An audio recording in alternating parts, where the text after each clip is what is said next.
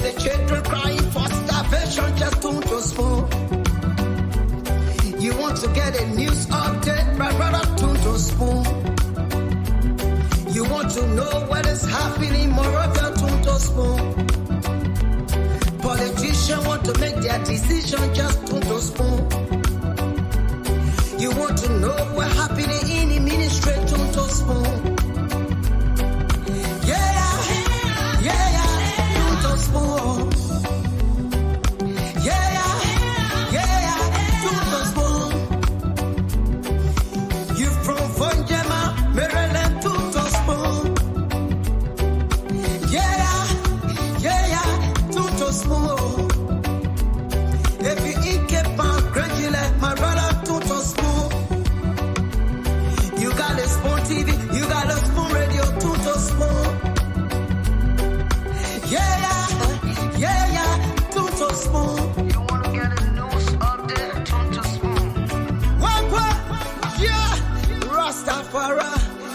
Kilibamba, kilibamba, kilibamba, kilibamba, kilibamba, kilibamba. What I want? Yes, what you got today? Spoon TV. Yes, what you got today?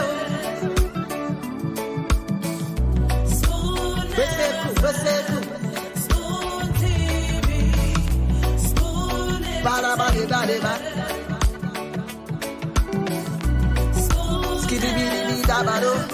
Spoon TV, Spoon Entertainment. Kua. Bese kua, kudileo. Kudileo. Tondo Spoon, yes, information. Tondo Spoon, yes,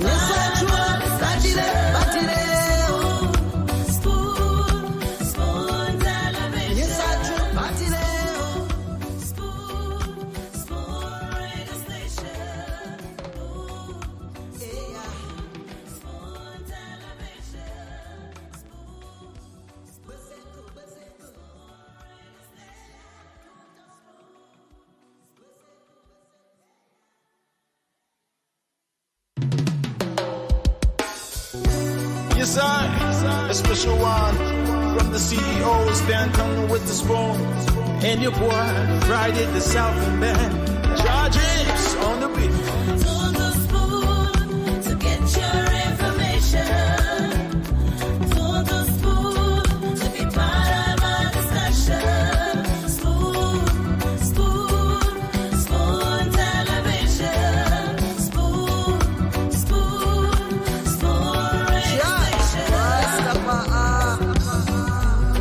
Spoon gonna tell you what is happening in Liberia. Spoon gonna tell you what is happening in Moravia. Spoon gonna tell you what is happening in Africa.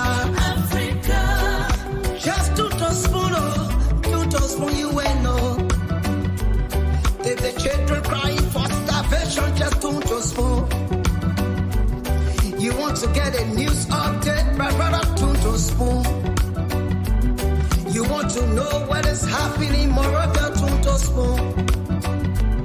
Politicians want to make their decision, just to spoon.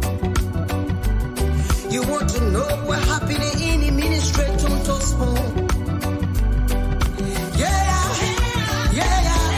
To spoon. To spoon. You from Vonjema, Maryland, to spoon. To spoon. If you eat kepan, gradually, my brother, to spoon. You got a Spoon TV, you got a Spoon Radio, to spoon. To spoon. You wanna get a news update, to spoon. What? Yeah! Rastafari. Kilibamba, kilibamba, kilibamba. Kilibamba, kilibamba, kilibamba. What I want? Yes, what you got today? Spoon TV. Spoon. Yes, Yes, what you bad today. Spoon FM, Spoon TV, Spoon Bada bada bada bada. Spoon Skibidi bidi da bado. Spoon TV, Spoon Entertainment. Kua.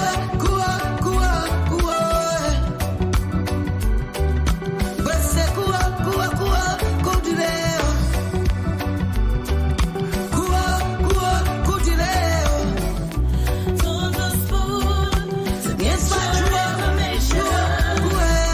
Total Spoon to be Okay, tune to Spoon to be part of our discussion. Tune to Spoon to get authentic information about all of the major happenings in Liberia. What a way to welcome you again to another fascinating edition of the program, your favorite program, Liberia's most followed talk show on radio and online. The Spoon Talk is back on your radio. Welcome to a fresh edition of the show, heavily loaded with lots of information that you just can't afford to miss tonight. I'd like to say welcome to the show. My name is Nelson Colette, and of course, the Spoon Talk, as you know, is broadcast or simulcast across the country. We are now live on Spoon 107.5 FM. We are live on Fabric 101.1 FM, and we are live on Super 95.5 FM as well. And that's for the Spoon Network. Other frequencies across the country, we are live on Punch 106.7 FM, Gibi 90.9 FM in Kagata, Margibi County, Trust FM in Bomi County, and we are also live on Premium FM in Premium FM in Bone County and Trust FM in Bomi County. So I'd like to say welcome to the show tonight online. We are live on Super TV, we are live on Fabric TV, we are live on Super TV as well, and Spoon TV. We're also live on YouTube at Spoon Talk Live. That's our social media handle on YouTube. You can search Spoon Talk Live in case you want to follow any of our programs on YouTube. So welcome again to the program. My name is Nelson Colette. And just to bring you up to speed with a few of the happenings, we're going to open the lines very shortly to afford you the opportunity so that you talk about those different issues of concerns, what's on your mind, just whatever you want to talk about, whatever that issue is that is of concern to you, you're going to have the opportunity to talk about just that. But before doing so, let me bring you up to speed with some of the happenings in the country. Well, good news. The Spoon Network. You know, the other day I told you guys that mistakenly we went for the practice, right? Mistakenly, our opponents put 2 goals in the net against us, right? And we lost the game, but that was just a practice. We were reserving all of the strategies so that on the real day, on the day of the game, so that we will perform and beyond the expectation of our opponents, and that is just what we did with the biggest coach of the day, Diamond Slanger, in the background doing all of the groundworks, making sure that he draws the team and making sure that we get this victory today. Of course, we successfully, overwhelmingly, and arguably defeated our opponents, the Alex Printing Press, today with a 1-0, 1-0. We put one in the net and they were unable to redeem until the 90 minutes got over. We even pleaded, said, like, listen, let's give them extra 30 minutes. But they still could not make it. So Spoon FM, the Spoon Network, remains supreme, and we successfully won our game today. So that's one of the first thing I wanted to update you guys with. Thanks to the entire team, thanks to Diamond Slanger, and all of the crew members who put in all of the efforts, making sure that we won the game today. So that is just for that. On national issues, well, the conversation sparked by Senator Darius DeLon yesterday at the official opening of his rehab center has now taken the center stage. A lot of people are talking about it. When Senator DeLon spoke of the need for public officials to subject themselves to a drug test that a drug test should be a prerequisite for anyone wanting to serve in public office. Well, that's one of the discussions that a lot of Liberians are talking about. So many people are interested in, and it has taken the news as well. So he says, no drug test, no confirmation. So if let's say beginning 2024 January, all those going for confirmation at the Liberian Senate, given the fact that he is so keen on this issue of the fight against drugs, he's proposing that those public officials, the prerequisite is that they should first of all pass a drug test before going for confirmation. Well, there are pros and cons. There are some who are in support of that argument or that proposal or that statement from Senator Abraham Darius DeLon, while others see it as a way of getting at other people or wanting to deny them the rights and privileges to serve their country. Well, others are concerned as well as to who are those that are going to be administering the test. What are how professional would those people be? How well would the screws be tightening so as to avoid any loopholes wherein someone goes there, the person comes out with a successful pass in the test, but then deep down there's something in the back end, or so as to avoid people going there, who do not have the substance in the system, but then something else is coming from the test that says, look, X, Y, Z, and this. So that has taken the center stage. Of course, a lot of Liberians have been talking about that as well. So that's the first trending issue I thought to throw in here. Well, another one has to do with the arrival of the president-elect. Liberians are anticipating to receive him tomorrow. Of course, yes, so many people. The different auxiliaries have been having their meetings, engagements, amidst courts or concerns or speculations that the president-elect had gone for some, other activities. Some said medical or what have you. Some said he was not returning very soon. But the latest update is that the president-elect of the Republic of Liberia, His Excellency Ambassador Joseph Yuma Boakai, will be returning to the country tomorrow. Well, and lots of other issues happening, lots of things happening in the country. Well, someone says no sound. I don't think so, because everything from my end here is good. I don't know what you mean when you say no sound, but that is that. Of course, just to bring you up to speed with some of the training issues here in the country. And so we're gonna go to the lines. We're gonna open the lines. I will activate the lines so that you get to call in, talk about those different issues of concerns, whatever it is that you want to talk about, be it health, education, political issues, economic issues. Maybe you just want to talk about sanitation, yes, security, whatever, just whatever that issue is on your mind. We want you to call in now and talk about it. Thanks to all of you for giving us feedback. I'm getting lots of feedbacks that the sound is okay. All right. So sometimes when you log onto the broadcast, you just have to maybe refresh your gadget or your browser or whatever, in case the sound quality is not too good from your end. But again, I want to say thanks for joining us tonight on another edition of the program Spoon Talk. This edition, as I said, is heavily loaded. You don't want to miss it. Share the show, share the program, encourage someone to listen with you as we get the show started now. The CEO and the team will be coming on shortly. And then once they come on, we're going to be turning it over to them. But in the meantime, let's take some calls. 0555 101075. 0555 101075.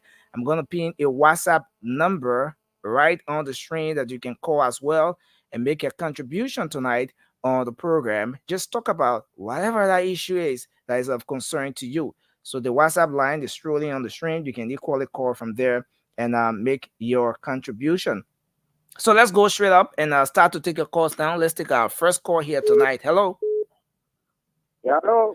Yes, sir. You're live. Your name and where you're calling from. I'm calling from Copper. Yeah, people. You're calling from Caldwell, Chechipo? Yeah, Okay, sir. Let's hear you. What's on your mind? What is that issue you want to talk about tonight? yeah. What you mind? Um, I'm very, very happy that my papi PMB, yeah, you be coming. Okay. Yeah, I'm 100% happy. Thank We you. welcome him. Thank you, sir. Thank you, sir. Okay. Thanks a lot. Let me welcome Mr. Dwalu to the show as we move on to take more calls. Mr. Dwalu, welcome to the show. It's good to see you, sir. Thank you, brother. Okay, sir. So we'll go back to the line, take more calls. Hello, you're live. Your name and where you're calling from. Hello? Oh, Hello, are you there? London. Hello? Yes, no. Yeah, I'm okay, sir. It's good to have you on the show. Let's hear you. But this is Mohammed Khan. Okay, Mohammed Khan, go ahead. Oh, let me say thanks to you for the lesson today. For the lesson for play, it is Mohammed Khan, you know, part of different team of the Reformation Party. Okay. And I still need to know from the case of assistant para $7 million. Let me say how those go out for the state angle of you know, on talking point today, specifically it had to do for the group of on the street. You said a group of what? Group of on the street. Mohammed, there's a terrible feedback coming from you. I'm hearing myself, and your line, yeah. Okay, go ahead. Okay. It had to deal with the group of someone supposed to be. Okay. I want for you to do your own statistics. Mm-hmm. Go and do your own statistics even tomorrow morning. Okay. Or anytime the other. Go and see the bar position of that institution that fall under the office of the vice president of the Okay. vice president of the Republic of Liberia. So So, the way which our disabled, our very challenge in there, sister, I've been treated with that. I want to make the appeal to the spoon, to the CEO, to the Dwalu. Okay. To take anything else to go and see the condition to that institution. Thank you, sir. Let's hear it. Yes, it's very frustrating. Thank you, sir. No. Thanks a lot. Thanks a lot, sir. Thank you. Yeah, your point is well taken. Hope the authorities are listening, and yeah, hope some attention can be given to that, the well-being of the disabled community. Hello, you live? Hello, can you hear me? Yes, sir. You're live on the show. What's your name and where are you calling from? My name is Mo Kiatamba, calling from United Kingdom. Yes, go ahead, sir. What's on your mind? All right, thank you, brother Kole. I'm so glad that brother Dwalu is in the office. Okay. I want brother Dwalu to listen to this message. I have two important messages here to be told here, please. This is very serious and very critical. Okay. The first one is the cultural ambassador role in Liberia. Mm-hmm. We have been told that this guy, Prophet Key, right? Prophet Key. Yeah. He said, we are told that he is running for that position. Mm-hmm. I want Liberian people to know any attempt. We are based here in England. We are in touch with the women group in this country and British Parliament. Any attempt by Ambassador Barker to appoint this guy as cultural ambassador of Liberia, his government will be brought down. Oh, because Prophet Key does not have respect for women. okay. He does not have respect for. No. Listen, Kole, I'm very serious. We are in touch with the women group in this country here. Prophet Key, all the evidences are there. He does not have respect for women. Okay. Women are the one that born us. Okay. No. Yes, sir. So your point is, just in summary, your point is, you're campaigning, you and some of the women, according to you, are campaigning against the appointment or selection of Prophet Key as cultural ambassador. You think he should not be cultural ambassador, right? No, not at all, because his record is there. Thank you, sir. This guy has been hostile to women. Thank you. Okay, he does not have the women right. He does not have respect for any woman. Thank you, sir. Okay? Thank you, sir. No, listen, I'm not finished yet. Yes, Please, sir. don't cut me off. We have to take others. Okay? That's why. No. Yeah, I'm coming for the second point. Okay. All right. Okay, so just take 20 seconds, sir, to make the second point. And the second one is the Liberian National Police need to be restructured, because there are a bunch of criminals that are occupying that, that position. Okay, Liberian National Police today, they are the problem in that country. The justice system and the Liberian National Police should be restructured. Thank you, sir. Thank you. Mr. Dwalo, you wanted to make a point? I saw your hand up, sir. Oh, okay. Thank you, sir. His points are well taken, but I don't think Thank you very much. he should worry about. But everybody can call it. What's on your mind, I guess. Yeah. Everybody can talk about on the issue that matters to them right now. So we take this person here. Hello, you're live. Yeah, how are you? Yes, sir. Let's hear your name and where you're calling from. Yeah, this is Johnson from Old Road. Okay, Johnson, what's on your mind? I'm trying to. Yeah, what is on my mind regarding this power theft? Okay. That is taking place in the community, and these things that we have to put to note at the end of the day, because we are noticing the same LEC guys are the ones coming to connect people directly and not abiding by the protocol, ensuring that they get what require of them getting to recharge their meters. So at the end of the day, they will come and cut lines and come back during the night hour to connect people directly while the others suffer. And because they will come at times, they will say, who know you issue because I know you. At the end of the day, we'll go indoor. I'll say, I have meter in my room, and I'll go and we'll just compromise it there and say, no, the person is recharging. And I don't think we can continue to run the country this way. If we want the right thing to be done, is now we start it and ensure that it shouldn't be on sentiment or because you are my brother, my sister, or my relative, or my friend. No, the right thing should be done. So I would recommend let them really scrutinize those working over there. Let the right people come on the field and ensure that the right thing is done. If you're on direct, let them cut you. No compromise should be done. Thank you, sir. Thank you, sir. Thanks for your contribution tonight. Let's take another person from this line. Hello, you're live. Hello, Nevin. Yes, sir. Your name and where you call from? Yeah, my name is South Jackson. I'm from University Campus. University Campus. Go ahead. And go ahead. Yeah, why my man? I want the agriculture minister.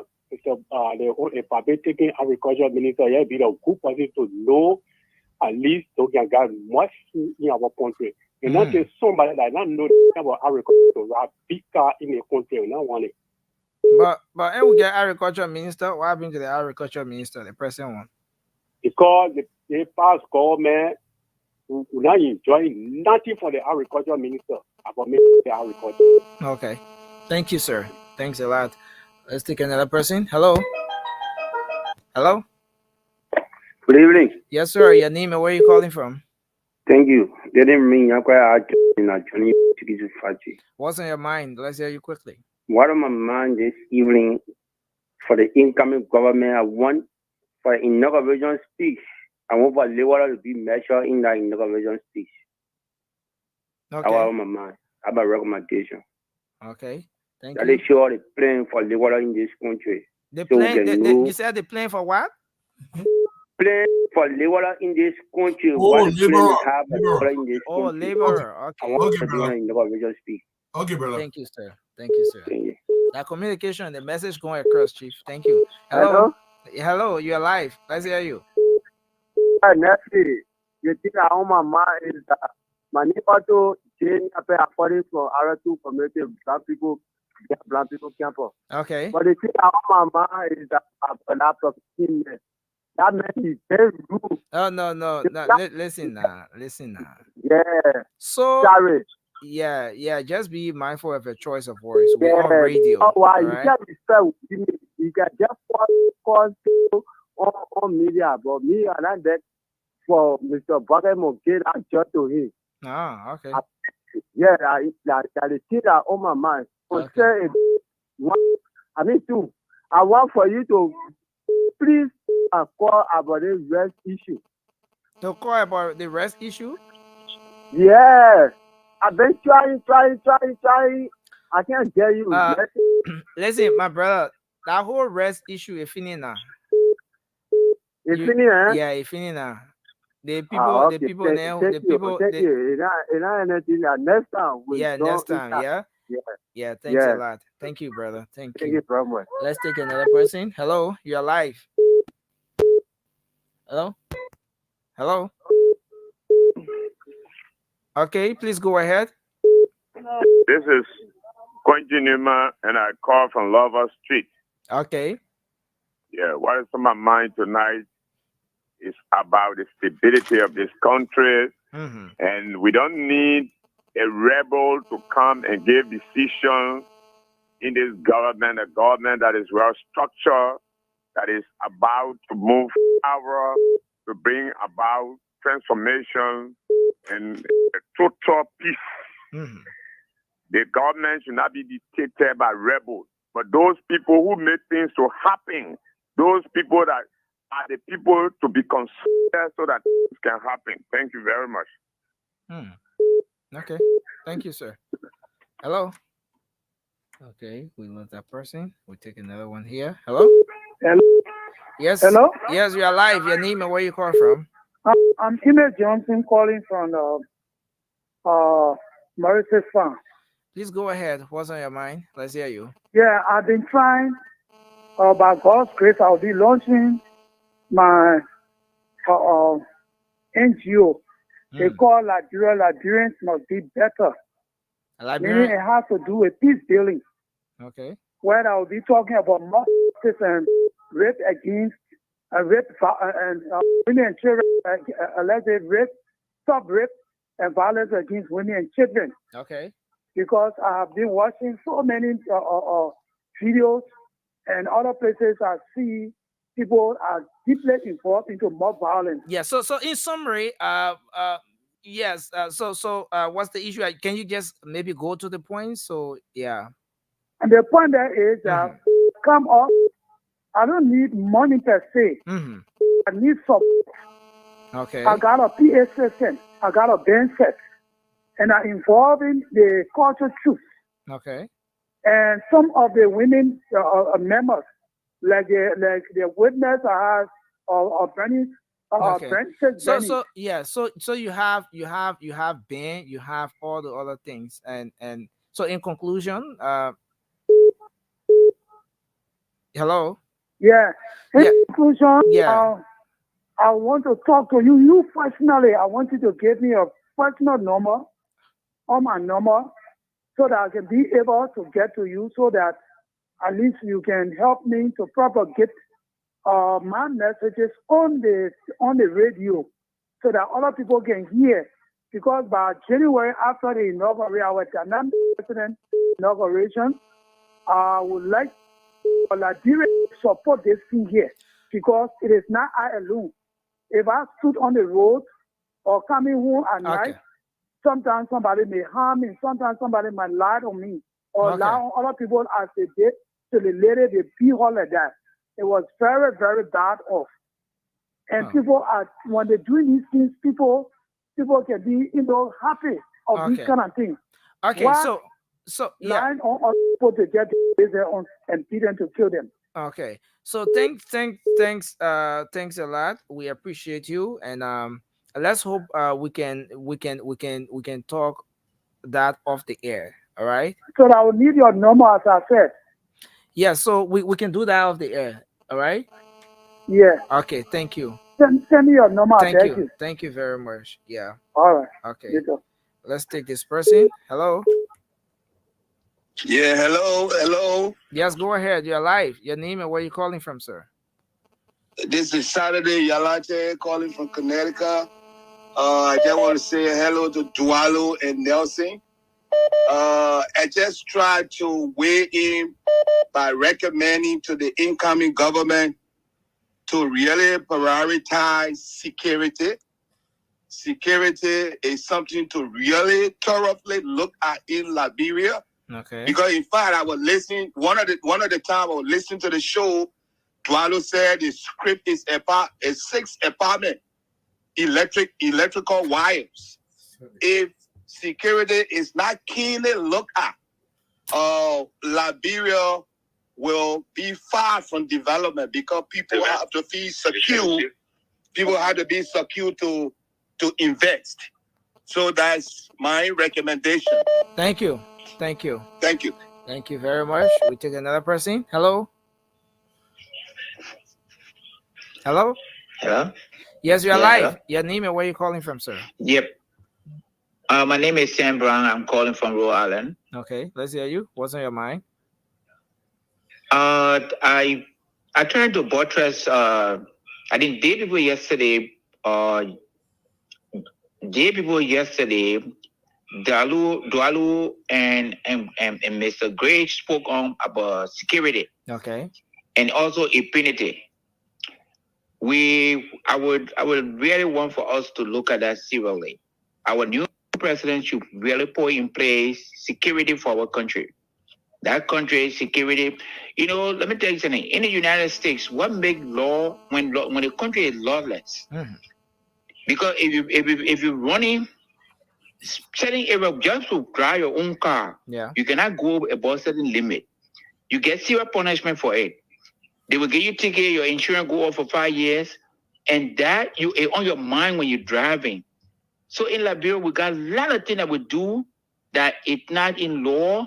We just do things like animals, which is, of course, one of the areas we should really look at. Security is one of the important things in our country. Without security, no nation can function well.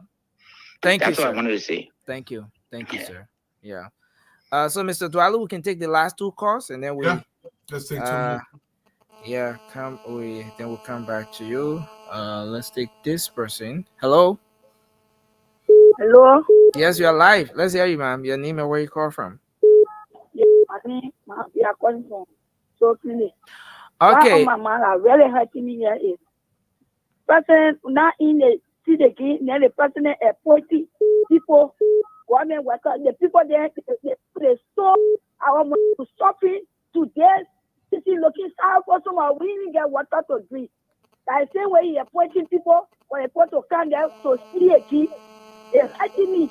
I think at home. Thank you, Mabi. Thanks a lot. So we go back to take the final call here. Hello, you're live. Yeah. Mr. Kule? Yes, sir. Let's hear you. Yeah, tonight. This is Pastor Rufus F. Newman Okay. calling you from Malodi Town home on the Bushra Island. What is on my mind tonight is for God to prolong this station and all of you who are working tirelessly to give information that we need to guide us and to help us to pray in the right direction for our nation. Then two to that is for God to safely bring back the president-elect JMB so that all of the rumors around that is there to take his back and all be laid to rest. Thank you. God bless you. Thank you, sir. Thank you so much. And Mr. Colette, thank you, Doc. Welcome to the show. This is the proper time, but I'm going to go through some of the threads, some of the people, the most important point, not such as just anybody else's point was not important. I got to go back to Pastor Yuma. And Pastor Yuma says something, we got to bring God back to Liberia. There is a distinction between God and church. I got to understand that bringing God back is treating each other with dignity. And Pastor from Looking Town, I could not agree with you more. God needs to come back to our homeland. We are Christian people. We are Muslims. And we have to celebrate our country by putting God first. This is crucially important. To Mom B from Soul Clinic. Mama, I think what you tell us, serious thing. When they say they get money, they just choke on the government payroll. The government got money now. It will start plowing the country that they wanted born and doing. So, and I will say this, we have to address that. Actually, my brother Sam Brown out of Rhode Island, the island of Rhode, talk about security. Look, President-elect Honorable Bwaka does listen to the show, and he hear you guys.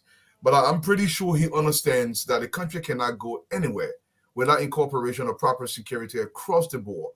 We have to be secure in our person. I believe in Providence. Honorable Bwaka spoke about the issue of security in the country and how that is vitally important for economic growth. He understands this, and I think he's going to take that into incorporation. Somebody called earlier. I'm so sorry I didn't catch your name. And they talking about having control, suggesting President we are incorporate certain things in his speech, including labor laws, etc.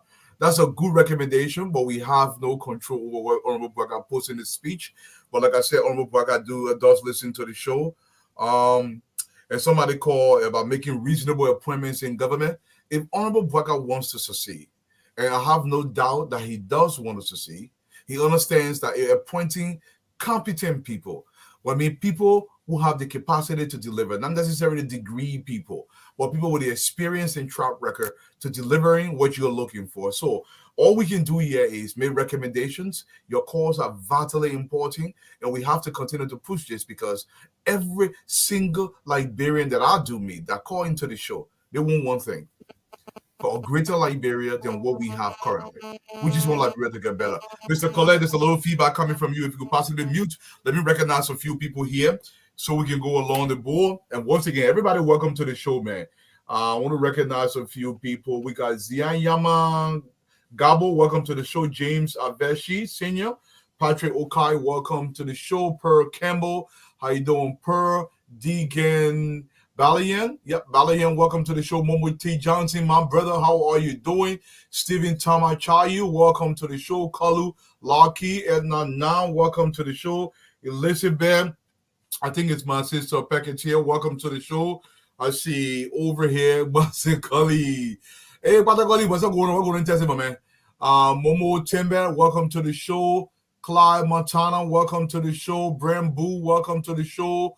Koto, is that Yakba Zuo, welcome to the show. Valerie Johnson, Kevin Harris, we got Jamel Johnson, we got Tita Brown, we got Baker Renzi, we got over here Sam Baktekwa, welcome to the show.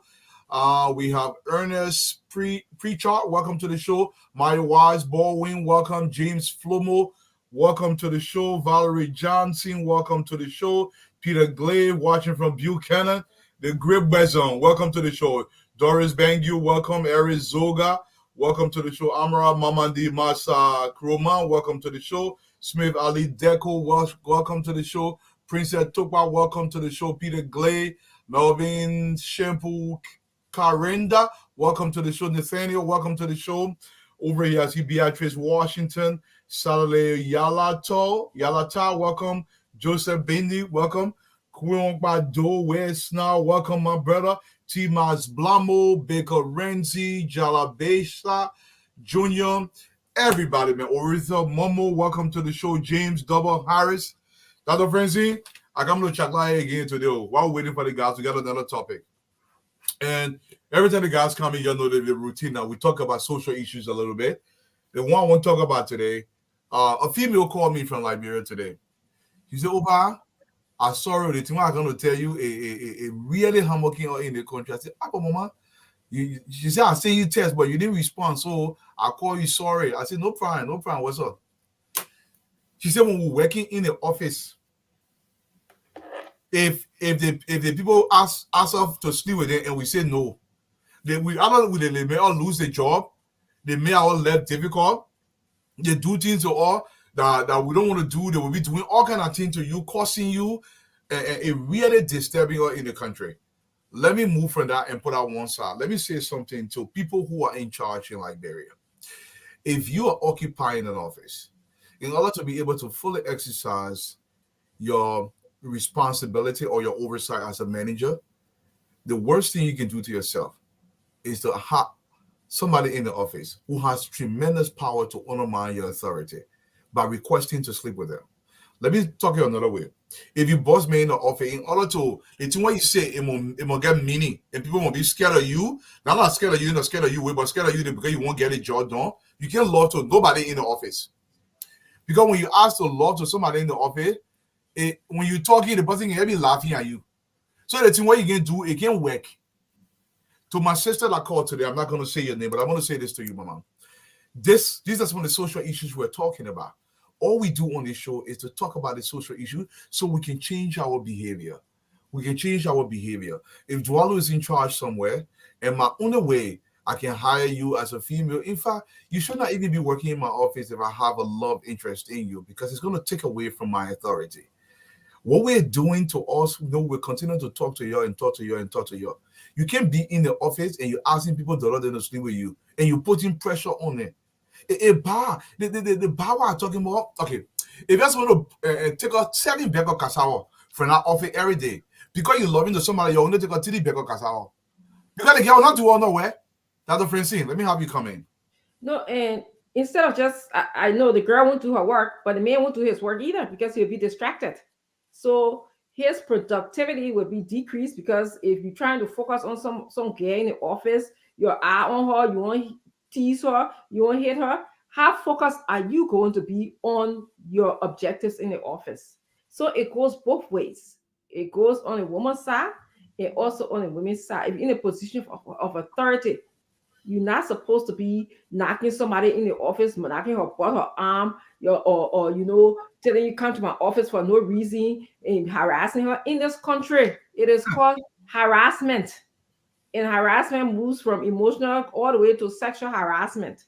And better days are ahead of us here, because that practice will be stopped if we have strict laws about harassment. When I'm on a job here in a developed world, in other parts of the world, somebody come even talk about my hair or the way I dress. Yeah. They can't even talk about it. Even another woman mentioned, say, "Oh, every day dressing fine today." I got ready to go to the human resource office and file a complaint. Yeah. Okay. Or either you say, "Oh, you're looking this and so." I go to the human resource office and file a complaint. In fact, before we even get on the job, and 3 times a year, there's 3 training I would go through. One of them is sexual harassment, the other one is cultural diversity, and the third one is computer advancement, because every day they're changing the computer. So every time before the year starts, I gotta go through those training, either in person or online. So this stuff gotta stop. It takes away productivity. If you think about it, it affects our economy, because if you're not working, you're not producing, or you're talking in the office, then it affects how much output we're supposed to have there. I just wanted to add that. And if you get a good lady working in the office and she's losing the job because you harassing her, work will not get done. It will not get done. It will not get done. And Dr. Francine, let me get people understand a little bit. Let me put it the other day. If Dr. Francine, that's my boss. But Lopu working in my office, yes, I'm using Lopu because number one is trendy, it's a common Liberian name.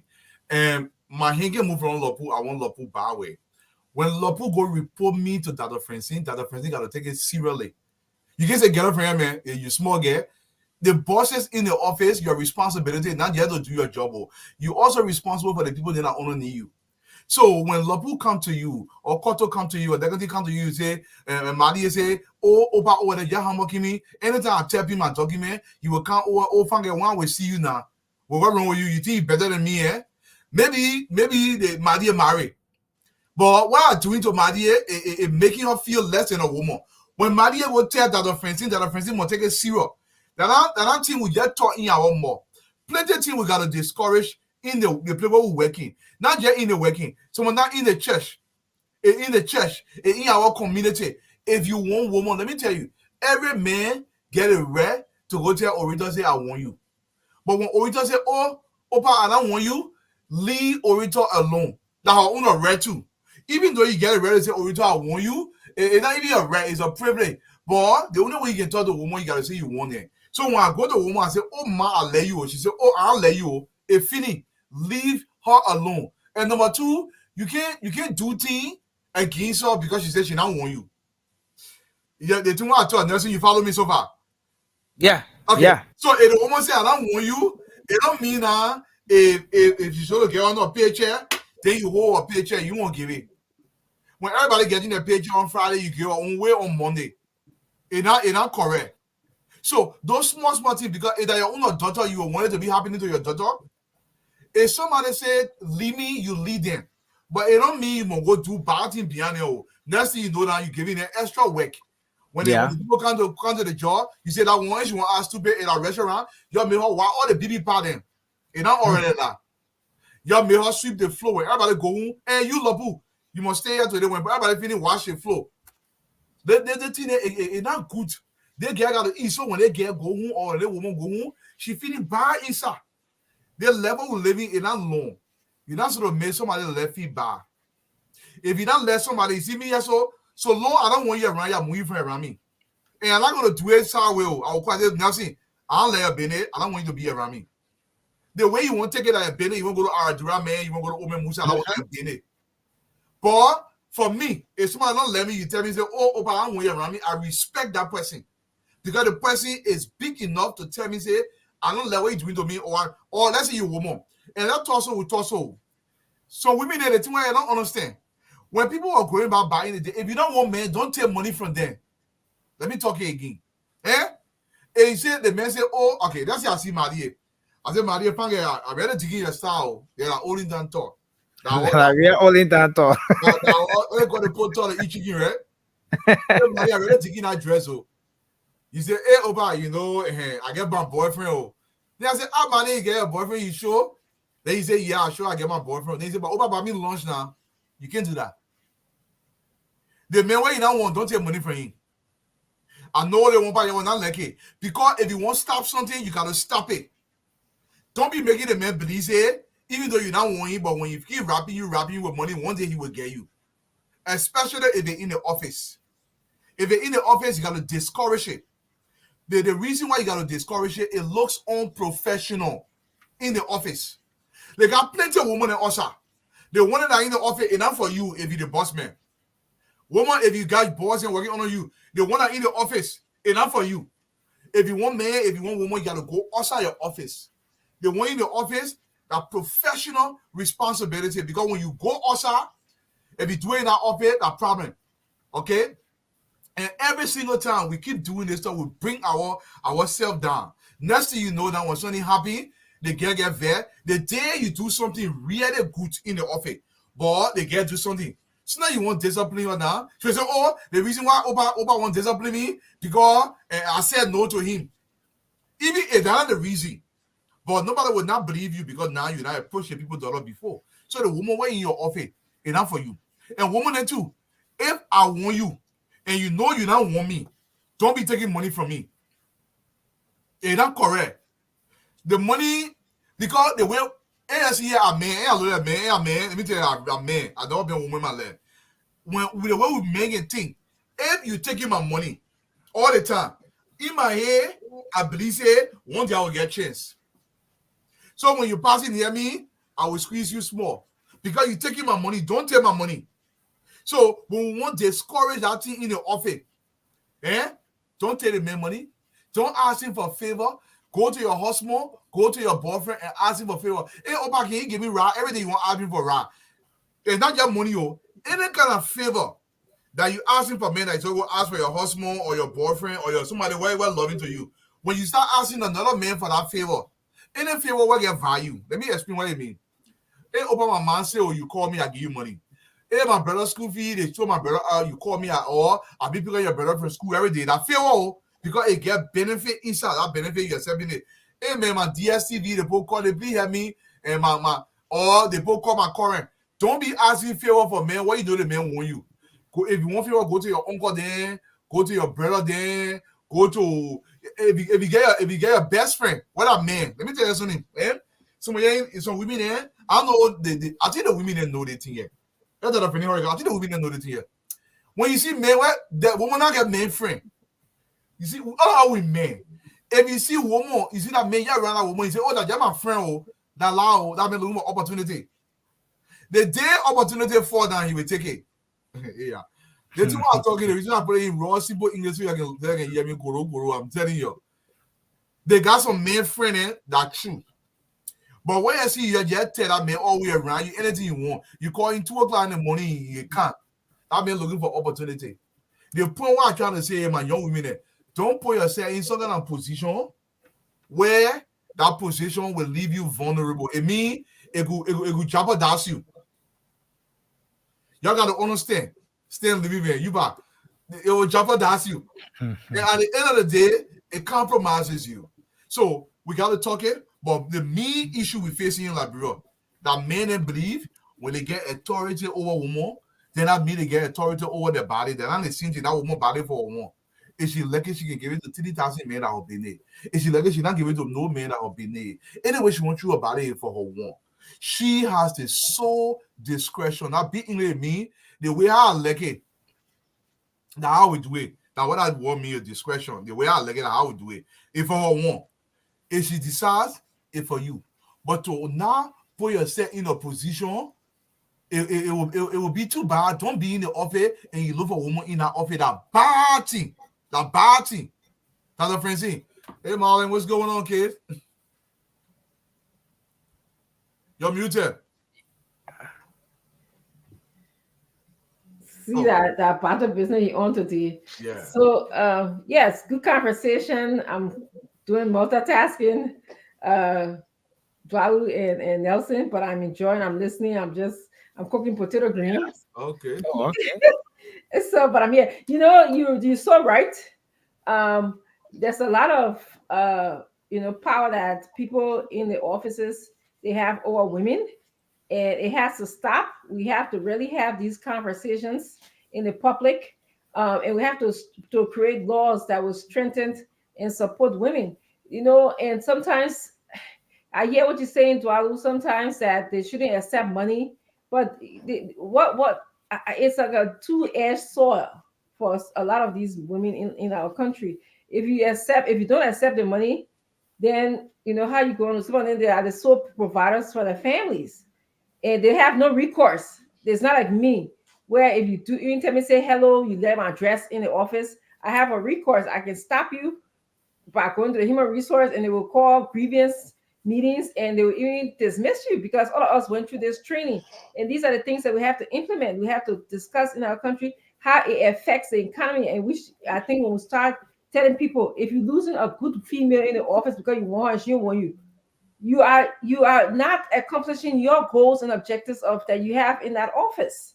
Okay. If a man can't focus on the job because he's serious and he got to do all kind of different things, lie to his wife, don't go home, don't go to the job, miss days and all of those things, you are not being productive.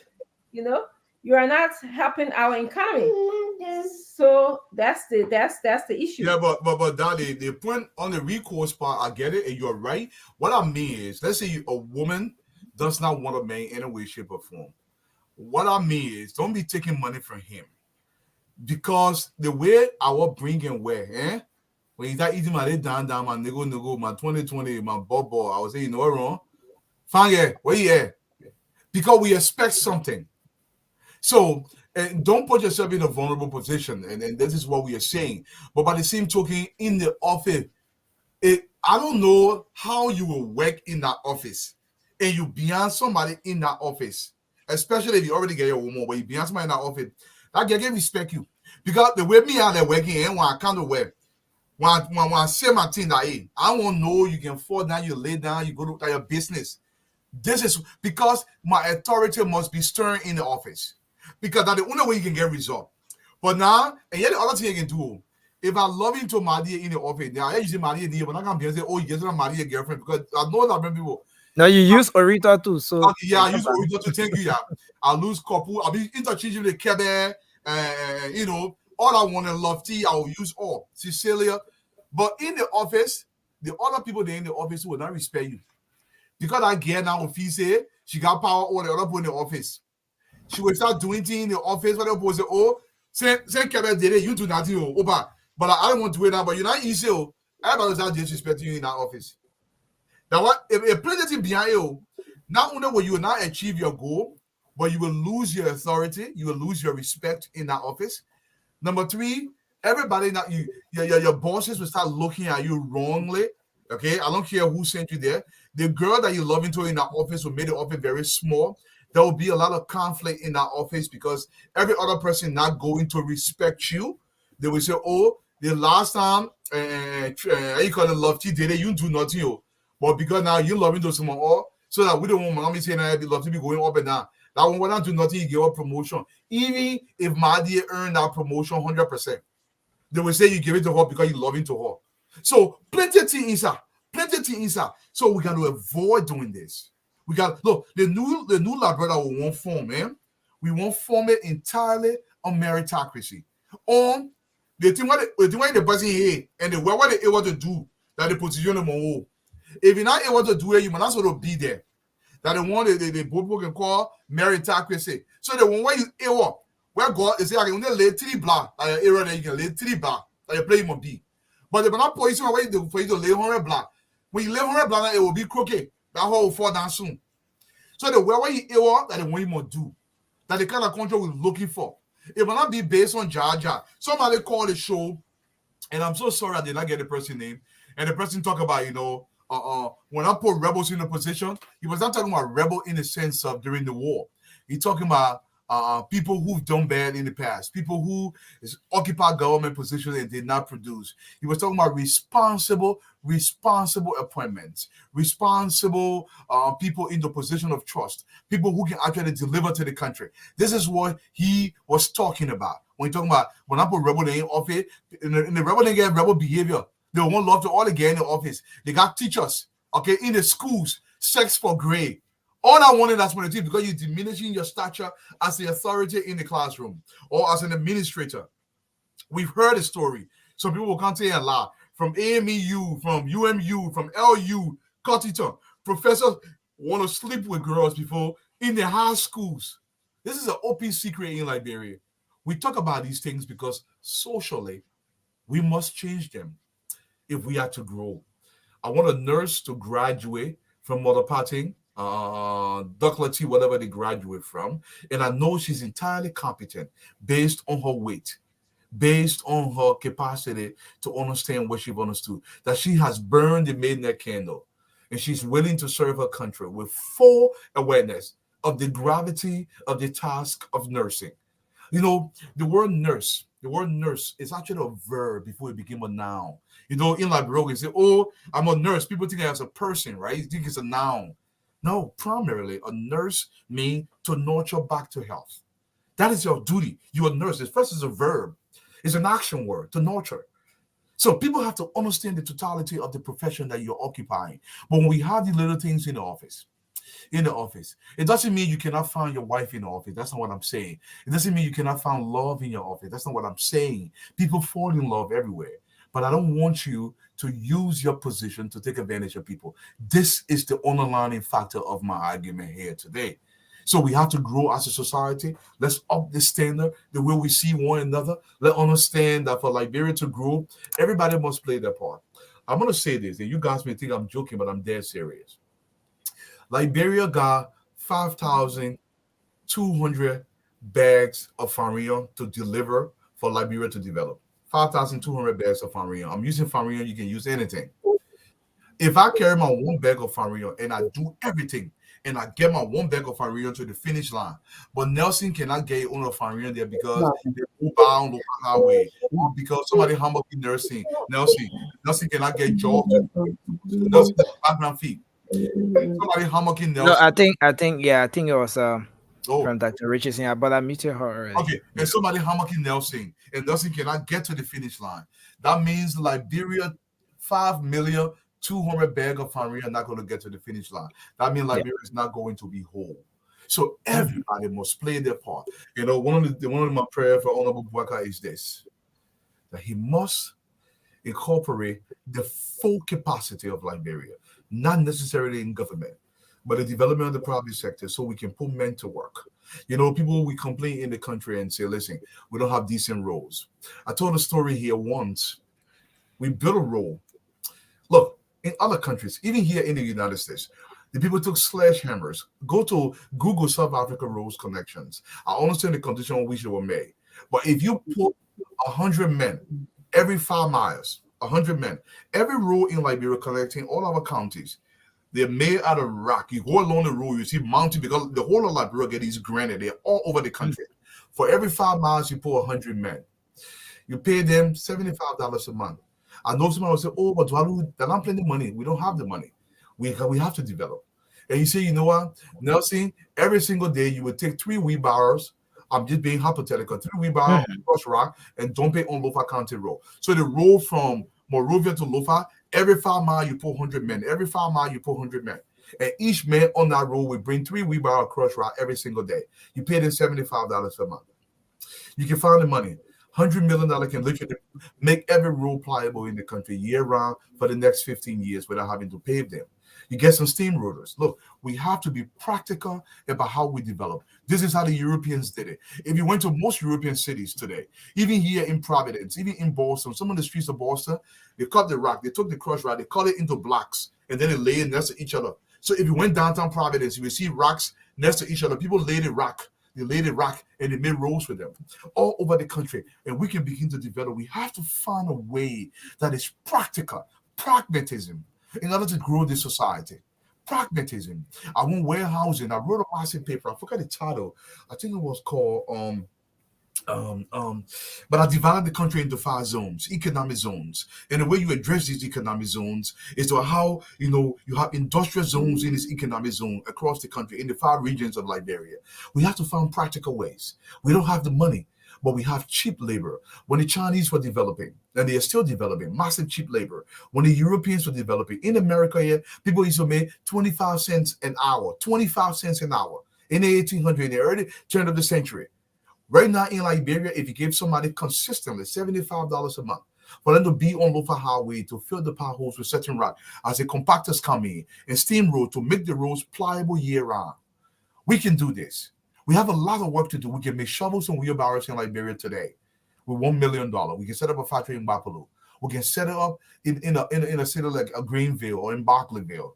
Okay, we can go in Vonjiman. We set up this kind of wheelbarrow factory and shovel factory and digger factory. We set it up in no time. Look, in order to develop, our people must go to work.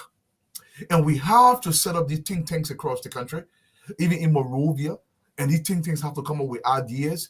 You go into San Luis County, and we come up with 10, 20 ideas out of San Luis County. And then the think tanks select out of this 10, 20 ideas, they select 3 ideas. And out of the 3 ideas, we finalize 2 of them. And the 2 of them are implemented for the people of San Luis County. We must disperse the population out of Monrovia while still providing economic opportunity in the sub-regions.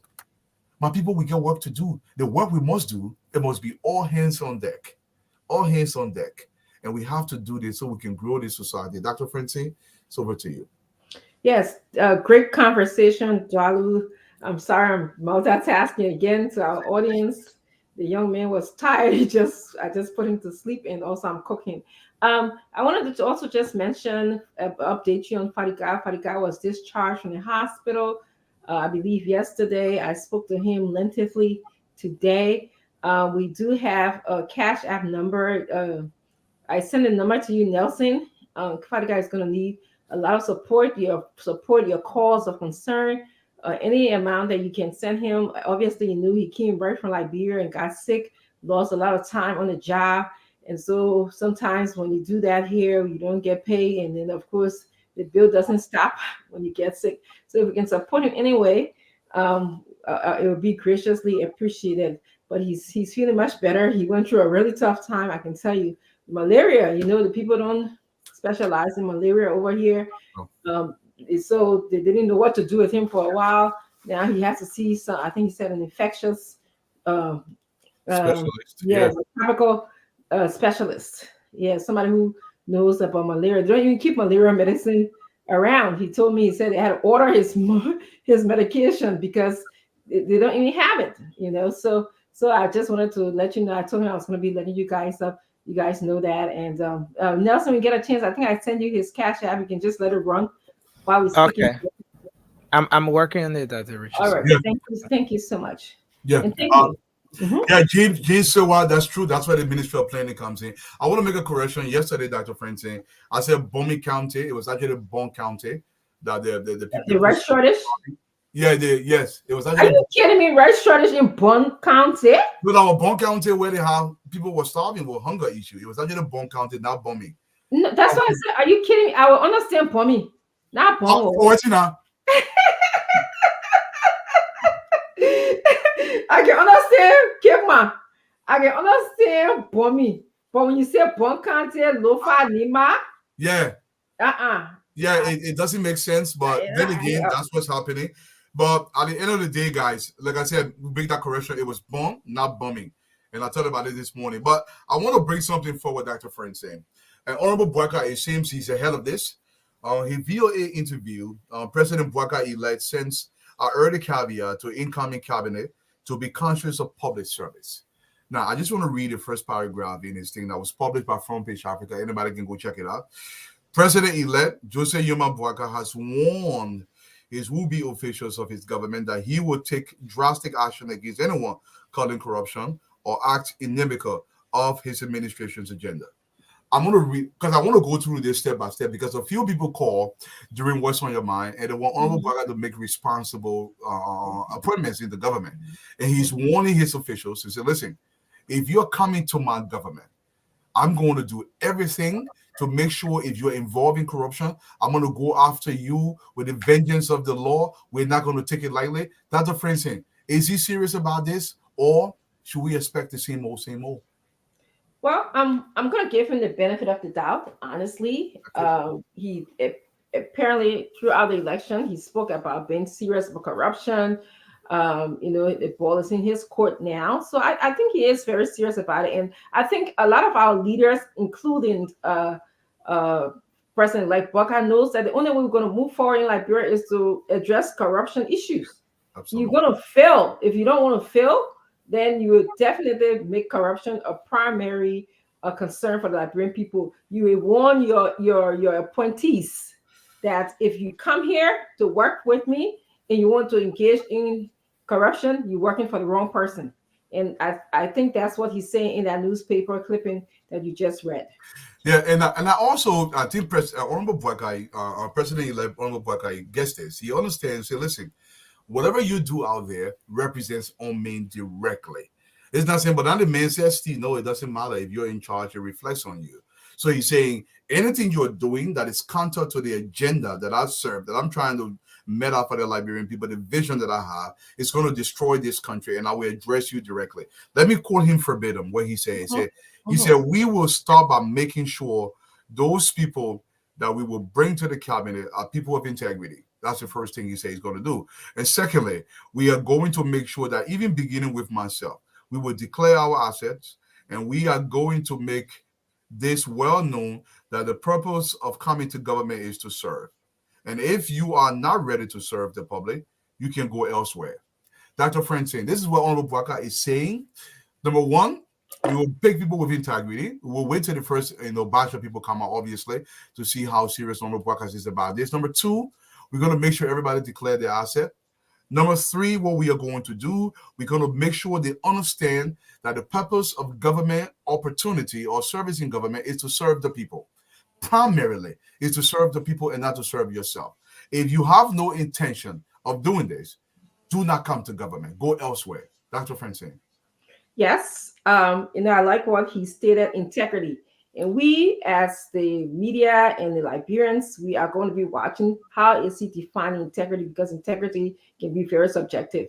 I'm sure Honorable Bouaka will encourage these people that he selects to speak about their experience, their background, their knowledge in the area, their personal life. When you're in public, you don't even have a private life anymore.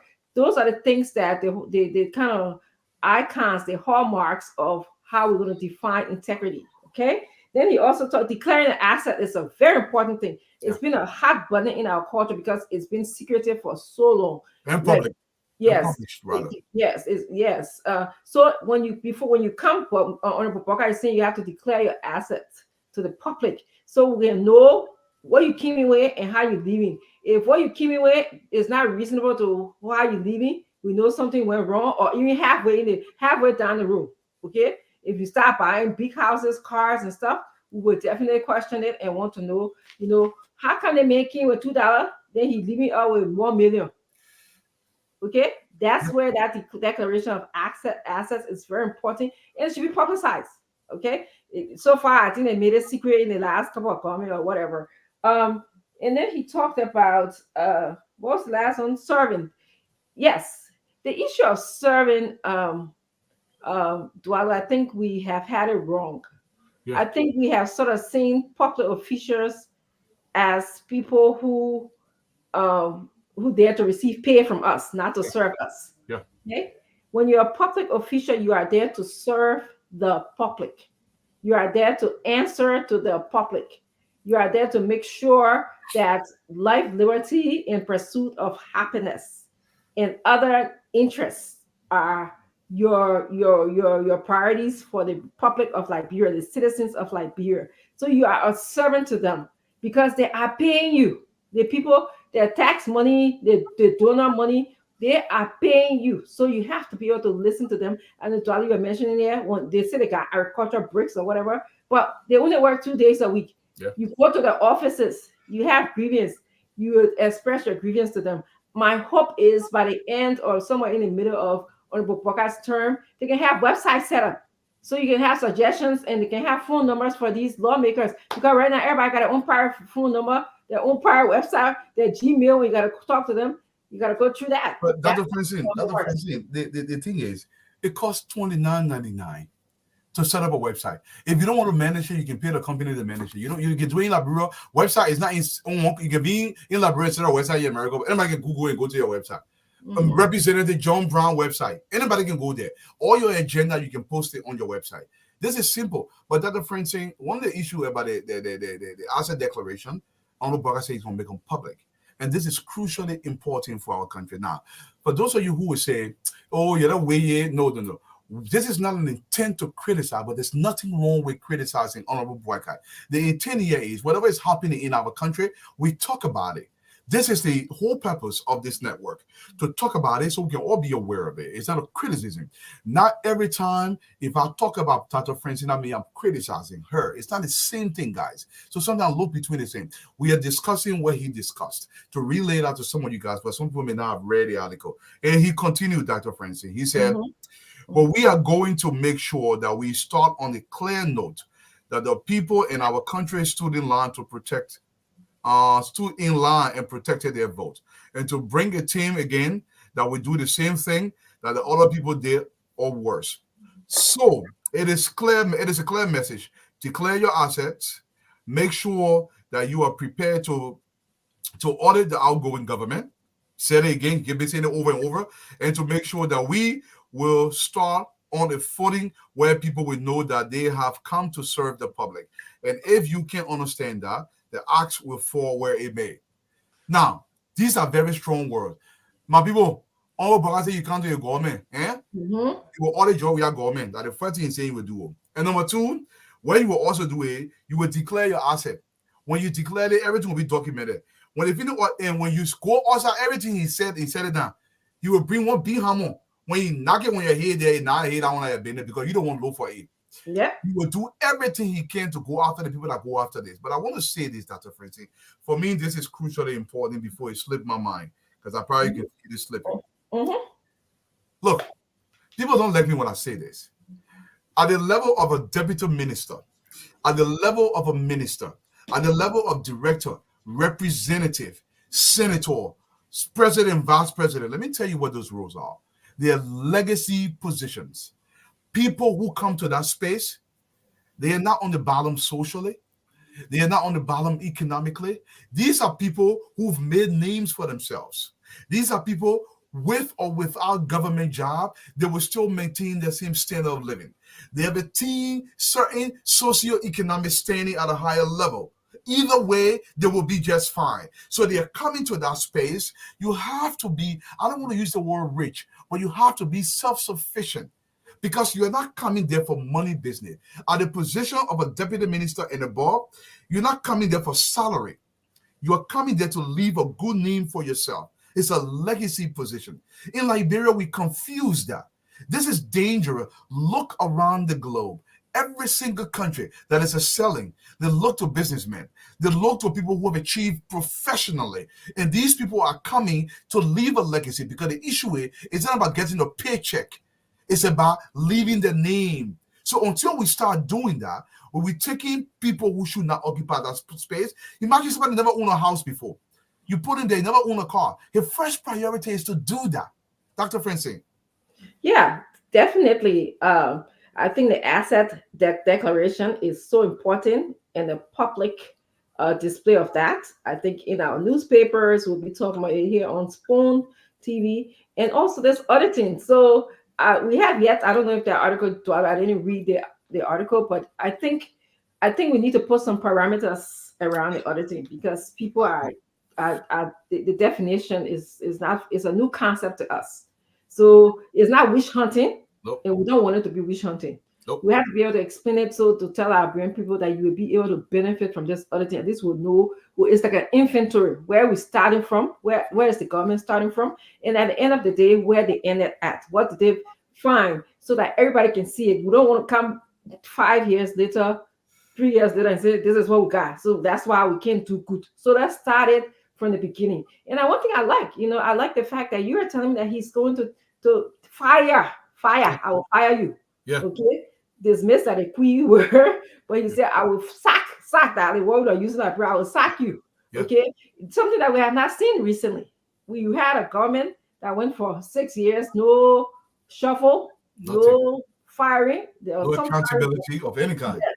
Okay. So that was kind of unusual. Most of the time, especially in the African government, and a lot of times even in European government, American government, there's after some time people are shuffled around because or either people leave because they know that perhaps they're not doing the job correctly, or they're not doing it according to what is expected of them. So they either leave or they get fired or resign. So I think hearing him say that, it makes me feel hopeful, and I think it brings hope to the Liberian people as well.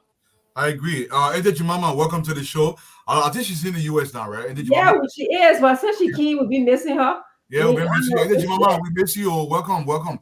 And Honorable Baga continues. One of the things I love that he says, it acts with full way it may. So you don't care who you are if you decide to circumvent the law. So to make his administration look horrible. But worst of all, to disadvantage our people. Look, Dr. Francine, I continue to push it. People that hold certain position must own certain thing or have occupied certain space personally, especially socioeconomically. Because it may get part of pacing. You get the man fighting for a car, fighting for a hall, fighting for twig, because that's what he's never had before. So you have to push for these people now. It doesn't mean it will have a brilliant mind that can deliver. He doesn't have to, appoint him, but checking the system is important.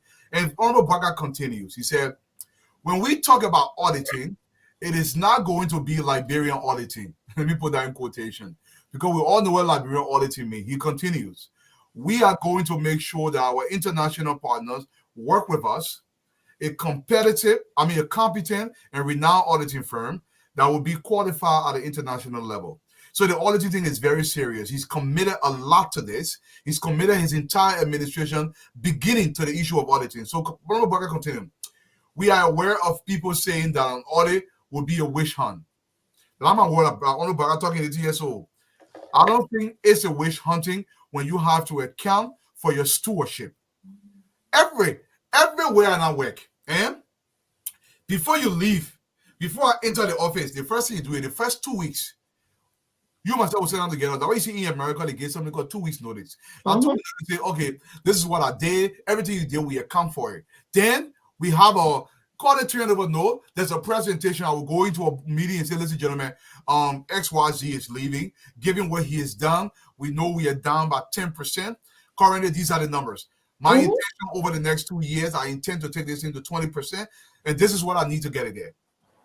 And then your owner boss member say, okay, Dwalu, if you need that, we can give you this, but incrementally, he can make his decision. So the turnover is crucially important. It is not witch hunting if you account for your stewardship. Honorable Baga's words, not mine. But it has to be done in a way that is well established. When we talk about organization, if there is a structure established, anybody can go within the confines of that structure and track everything that is done. So if Dr. Francine got $8 million while she's running the gender ministry, and Dr. Francine expenditure, it should be a simple report that said, I spent $2 on the other one. It's very easy. Very easy. One thing I would ever do, I will publish a website.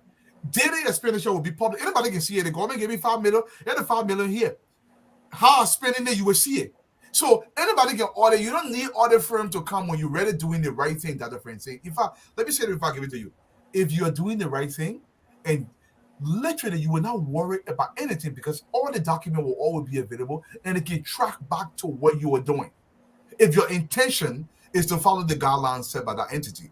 But if you want to be doing Croco G, Didiba, that what the Yamanyama can come in. Salatin does it. That's a friend thing. I'll give it to you. Yeah, you mentioned something about no strings attached. I think in so many words. Okay, when you work in and you don't have any strings attached, that means that you don't have relationship with your boss.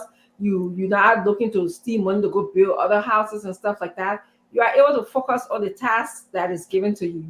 You will work without fear or favor. Okay, because you don't have any string attached. You're not there to say, give me something, play for play or anything like that. So I like that part. I also like the part that he's bringing initially, I hope, international partners to do the auditing. And the reason why I like this, because I believe that when you come from the outside, you come with a bias, okay? You Correct. come with some blindness, like you're looking in to see something or looking to improve something. But and then your outcome perhaps would be more welcomed versus if I know you Dwalu, if I can't do it audit, people will say, oh, that she and Dwalu work on Spoon, so she'll be less hard on Dwalu. So I think bringing an outside person would be more objective, would be able to decrease biasness in what they find, and then hopefully Liberian people would be able to accept it when you explain it to them. And I like the fact that you said this is not about friendship business, okay? This is not about your relationship, your uncle, your pa, whatever. This is about the Liberian people's work, the Liberian people's job. If you come in there, if you come in there because you feel like, oh, I'll get favor because this is my uncle and my cousin, I think this would be the wrong perception to hold in order to support a vice president like Baka. For me, I just want a better Liberia. That's it. I want a better Liberia. I want the people of it's so bad to Alu. People don't realize how bad we are, how behind we are. We behind. And I don't think it is far-fetched to say that we can't get caught up. Like I hear you guys, I think yesterday I read the Rwanda book. It didn't take that long for Rwanda to get caught up. No, 20 years. Yes. Everybody had to work. All hands are on deck. But the leader was meticulous about his intentions. The article is on Front Page Africa. You can check it out. The leader has to be very meticulous. Look, Dr. Francine, it goes back to setting goals. Look, I don't know. How do I explain this? If you went to management school, if you manage any kind of operation, one of the crucial points of management is setting goals and standards and having a tracking system for delivering that you desire in the goals you want to achieve. Mm-hmm. It's a simple guideline you have to set. But yes, the crucial part, you have to follow the guideline. Mm-hmm. You have to make sure you stay within the confines of the guideline and be very meticulous. That's where Rwanda there.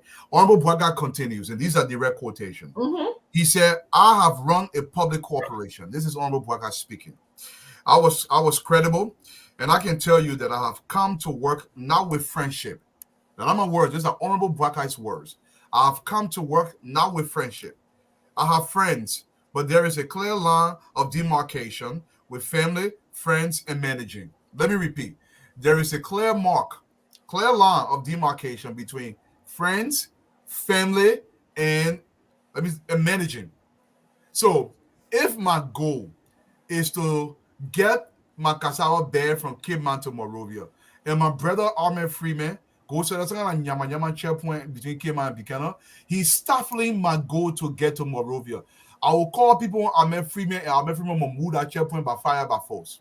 So Honorable Baka is saying, let me repeat this. He said, I have friends, but there is a clear line of demarcation with family, friends, and managing. And there is actually a clear line of demarcation. If a leader set that demarcation and everybody around the leader understands the demarcation and the aim of that leadership goal to get to a certain point, you will get out of his way because you know he's not joking.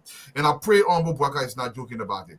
He continues, with the experience of a country that celebrates 176 years, and with our people living below the poverty line, I don't think we are coming to government again to start talking about family and friends. Nepotism has to go. This is what he's saying. I don't care about family. I don't care about friends. I only care about delivering to the Liberian people a life that is worth living. Now let me talk here with the Honorable Braga talking here. Everything I'm talking here, it comes from Honorable Braga more. And you're breaking it down. He said, for too long, they control all the other Metesula. All about all the other countries then. We've been doing the same thing. Our people just suffering. Our people just suffering. I'm tired. They're coming. Why are coming? I'm not coming for friendship. I'm not coming to say, hey man, just leave the ball. I'm not coming when you see the ball money. I say, I forgot about it. No. If you see the ball money, I will come here. I'll put you in jail. I arrest you. I'll take all your property there. We sell it. That Braga talking, I'm you. Only Braga talking, I'm you. But that Braga still talking you. He said, I don't think we are coming to government again to start talking about family friends. I think we are coming to make sure that we give Liberia hope. Dr. Francine, I'm going to just stop right there. We are coming again to give Liberia hope. Yes. Perfect. That's what we want to hear for the improvement of our country.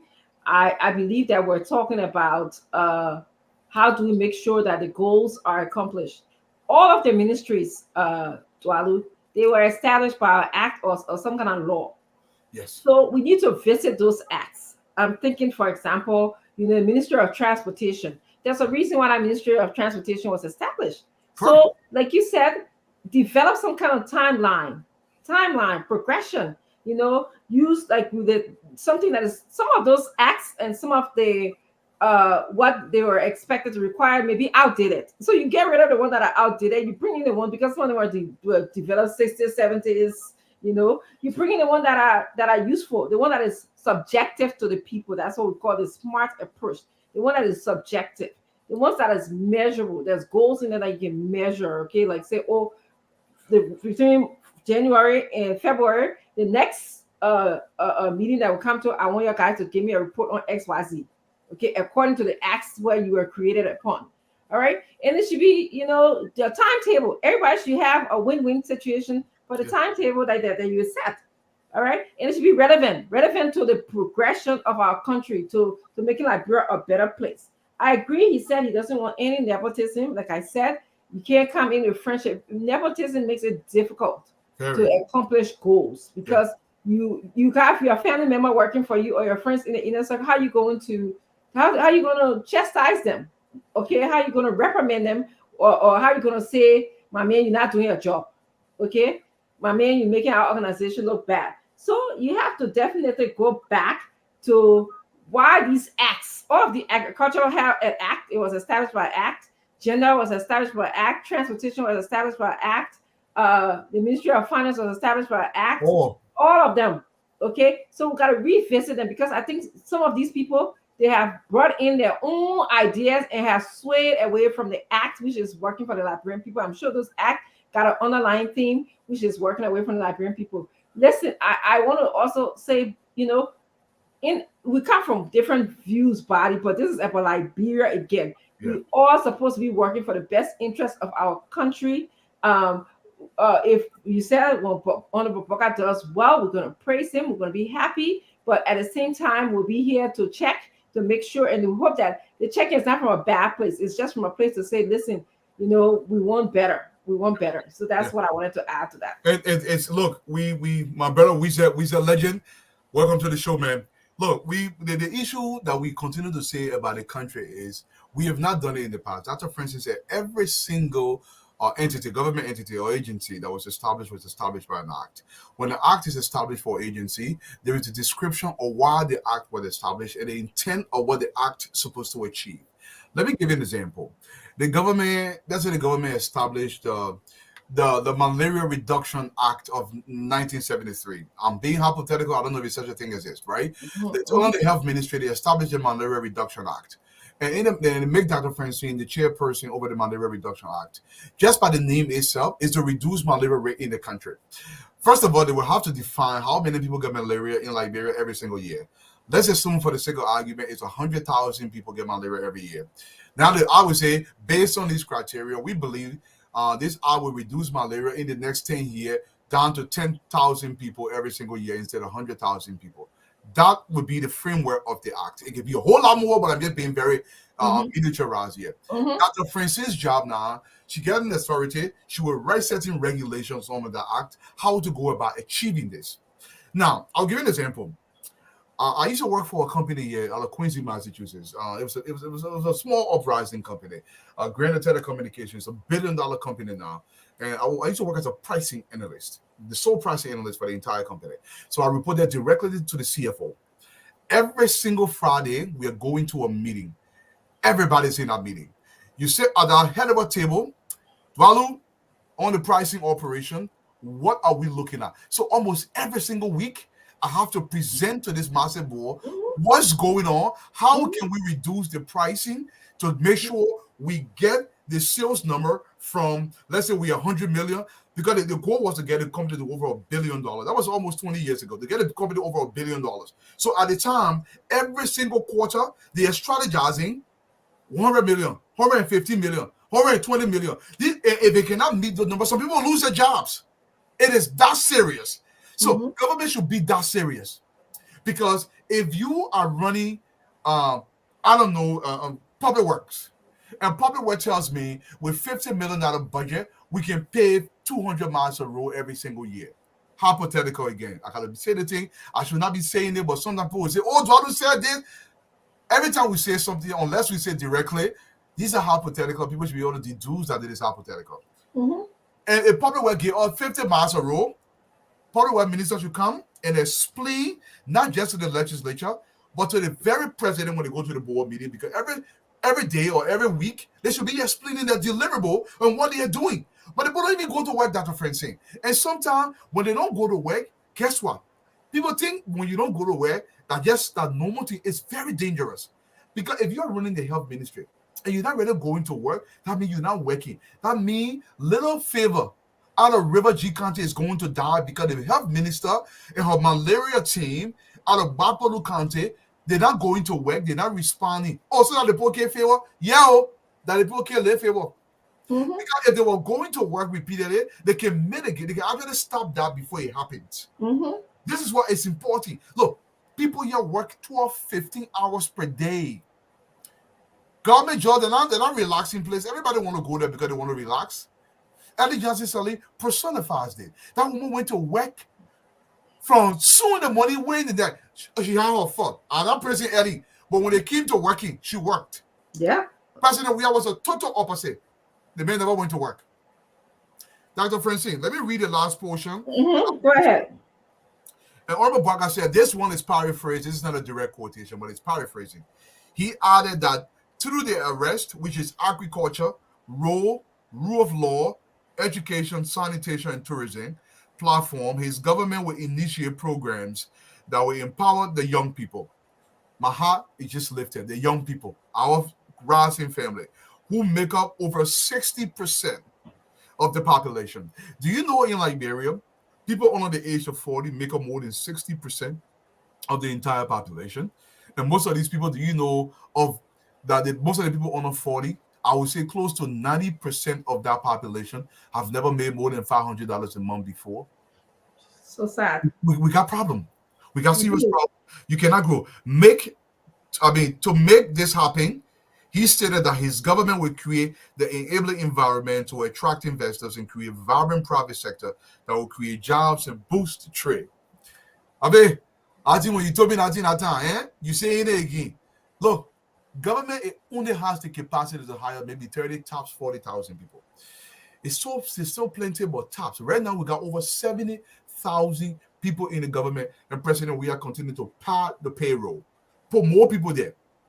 If we truly get 30,000 people in government and we can make the system efficient, that means instead of them putting out 4 passports a day, now they can put out 10 passports a day. Look, if you're running passport division, tell me you cannot quantify how many passports. Other friends, you go get your passport, you got to pay somebody who pays somebody who pays somebody who pays somebody.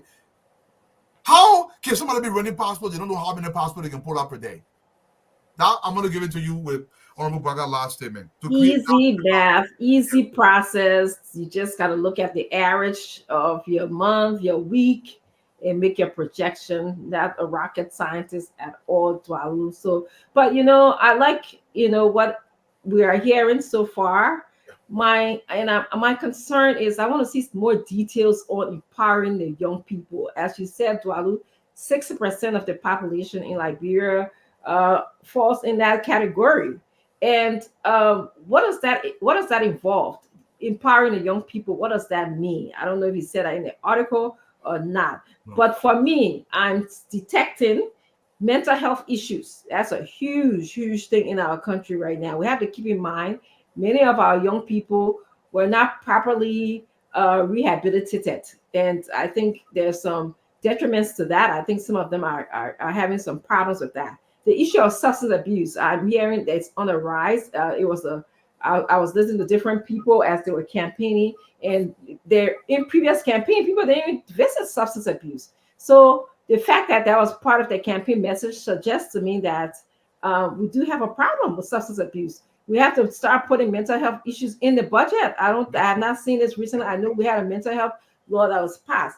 The issue of training and education, having a different maybe a 3-tier levels of education. That was, excuse me, large population of our country that may not be able to sit down in a formal classroom anymore. We have to find a way to research ways to educate that population. Some countries have done it. Cuba did it. You know, when Fidel Castro took over, Cuba was a very, very unlettered country. But today, Cuba has one of the highest literacy rate in the world. I think it's at 94%. Exactly. Yeah. Exactly. And we are around 45, by the way. Yes. And yeah. It's by some numbers, very Dwalu. But yes. And what they did was that man was very aggressive when it came to education. Yep. He had after school program, he had adult literacy program, he had everything going on for the citizens. And some of them were mandatory.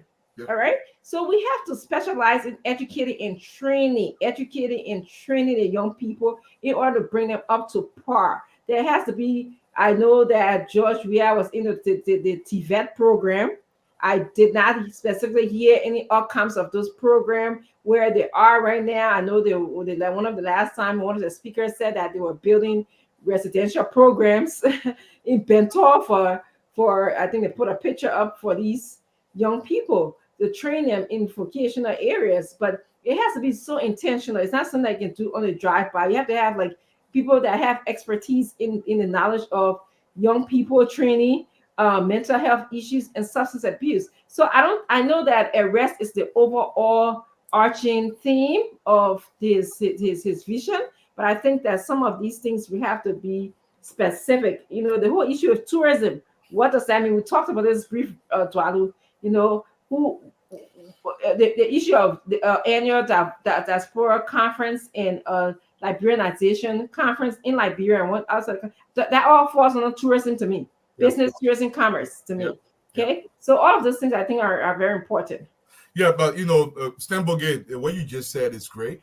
Truly free primary education or elementary school. Look, if you cannot one of the worst decision President Weah took was the LU free education stuff. Why the level, because where it truly counts is primary and secondary education, because you want to educate massively. If you can make it to the university level, you can get some subsidies. There's nothing wrong with that, but we have to put a bulk of the money on the lower level. And Stem, you're entirely right. But Dr. Francine, you said something about the youth, and how does President-elect Boakai quantify this youth approach? Right? I'm pretty sure there are details today how he's going to do it, but there was a brilliant article today on the Daily Observer. It says challenges of youth unemployment in Liberia and its potential implication for social and political stability. Let me go check my suit. I'm coming. Keep talking. I went to check my suit. So this brilliant article today actually addresses it. If you went to Daily Observer website, the article is there. It's actually written by Z. Abenigo Man, G. Man. It was a brilliant article. I love it. I read it today earlier. And I just want to share, and this is a great segue from what Dr. Francine said. What are the details to our young people? Look, over 60% of Liberians are under the age of 40. Over 60%. Probably over 40, I'll probably put over 70, 75%.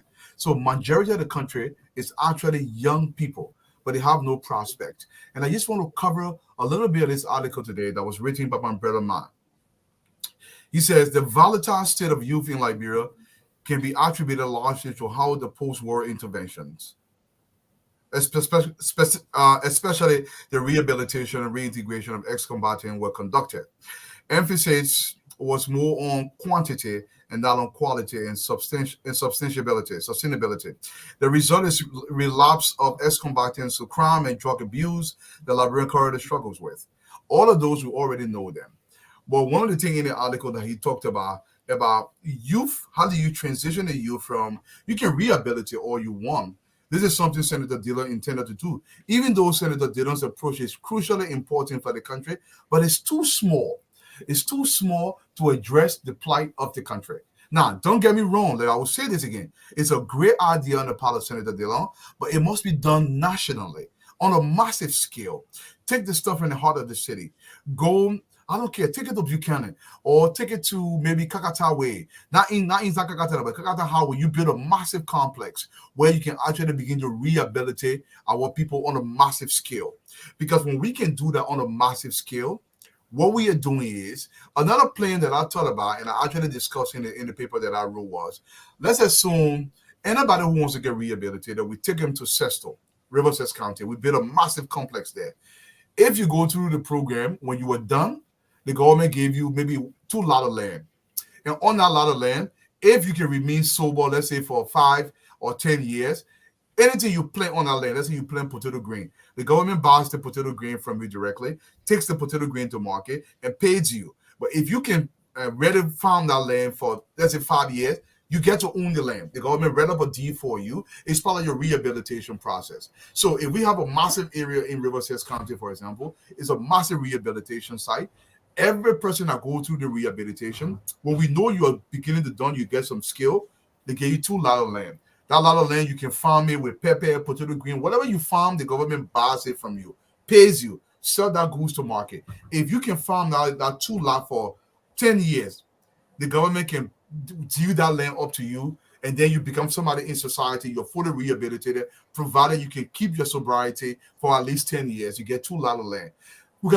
I'm not saying this is the only solution. This is a recommendation. So you can take most of the young men out of the city, take them into places like Riverside, into Sano, build these massive structures there. We rehabilitate them. You will build new cities in this location, build new schools for their children. Next thing you know, you have men now producing for the country. The entire aim to get them to be not just rehabilitated, but to produce goods for export, whether that cassava, or that edo, or that plantain, or that cabbage. But make sure the goods don't spoil. You will have somebody that's want to come in. I'll become a wholesaler. I'll buy it from them directly from the farm. I'll build a warehouse in that location. Then I'll ship it to market, or I can export it out of the country. This is another way you rehabilitate the country. Dr. Franson. Absolutely, Dwalu. You have to get everyone involved. Yeah. And I think in the buy-in to doing this, they have to see the reason why. I think we have a tendency in our country, y'all just to plant the potato green. Yeah. And don't see the end product that, by you planting this potato green, and then by you being a part of the marketing strategy, by you being a part of the shipping strategy, by you being a part of the reproduction, what we're getting in, okay? All of those can, I believe, make people invested in not only the products, but in their own self. Like, listen, I'm doing something for my country. I'm doing something for myself to decrease my my addiction or to increase good mental health. So you can see that. So I believe that there has to be specialists who can work with the different levels of problems. Mental health problems are represented by this 60% youth population in our country. We know definitely, people suffer from mental illness on different levels. Okay, some people addictions are stronger than others. They might need more work. They might need even medication. There's the different methadones, Suboxone. We have to determine what is it that they're addicted to. They might need more time. So there's a specific group of mental health workers that we have to invest. It's not just putting people in housing, okay? There's the treatment that comes with it. And I'm sure that Honorable Buckeyes will be able to bring people to Liberia, or to even train people in Liberia to work with these group of people, because that 60% is so important. There's a lot of mixture within that 60%. A lot of it is a diverse. It's complicated too, Doc, because it is. Most people don't understand it. I don't understand it, because that mental health thing, it'll take professionals to train the people that will be working with them. Mm-hmm. And another thing, well, you don't know, a lot of Liberians in America are mental health professionals now. Yes, they are. So you can pull from that. My brother Leroy Johnson, I just said 2 lots as an example. If the government can afford 5 acres per person who gets rehabilitated, By all means, give them 5 acres of land so they can farm that land. But I want to make this point. Okay, in my house, my wife, my 3 kids were 5. If we won't go potato green in her, maybe that almost 1.5 for potato green. I'm joking. We keep, some people eat 2 days, 3 days, we freeze them, obviously. But so if we get a massive potato green farm out of Sano, and you rehabilitated maybe 10,000 young men, and let's say they decide to plant potato green, Liberia can become a major exporter when it comes to potato green. Of course. So the market is there. The market is there. From eggplant, Dr. Francine, y'all know for one eggplant. I got to tell you, was it $2.99 or $3 for one eggplant? So if you just focus on eggplant or cabbage, so the rehabilitation I'm talking about, you're transitioning them from the drugs to productive citizens, to owning a lot of land, to having their own house, but then you decentralizing the entire population. Because the problem here is, do you know we have an agreement with the Americans that we can bring our products to their market if we organize it better?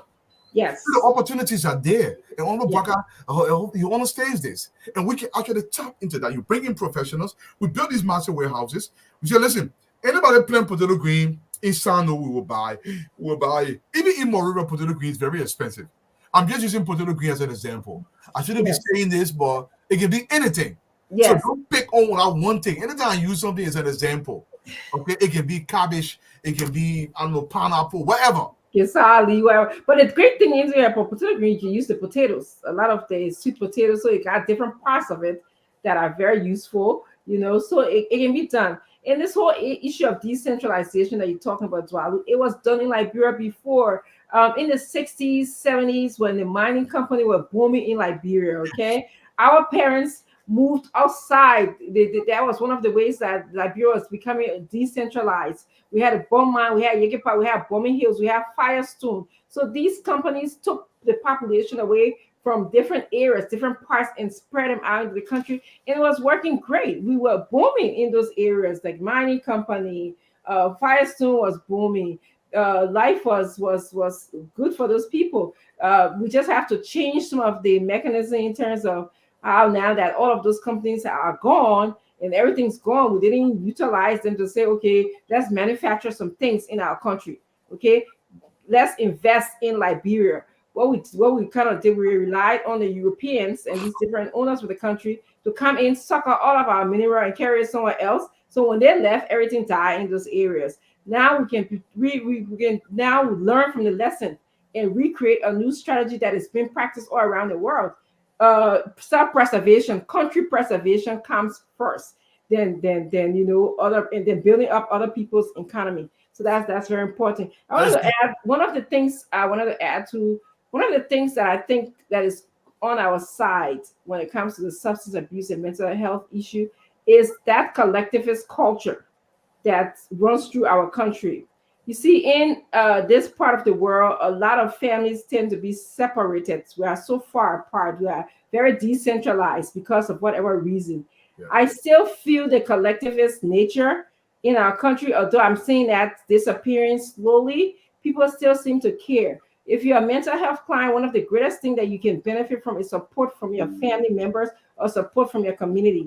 If you don't have that, it makes it a whole lot difficult for integration and for work to occur. So it's a multi-level thing, working on the patient, working in the community, working in the family members. And this is why we need a lot of expertise. As you said, some of these people, a lot of Liberians are into the mental health field. Hopefully they will be ready to contribute to our society. I agree. As my brother SB Beat, you ask a question.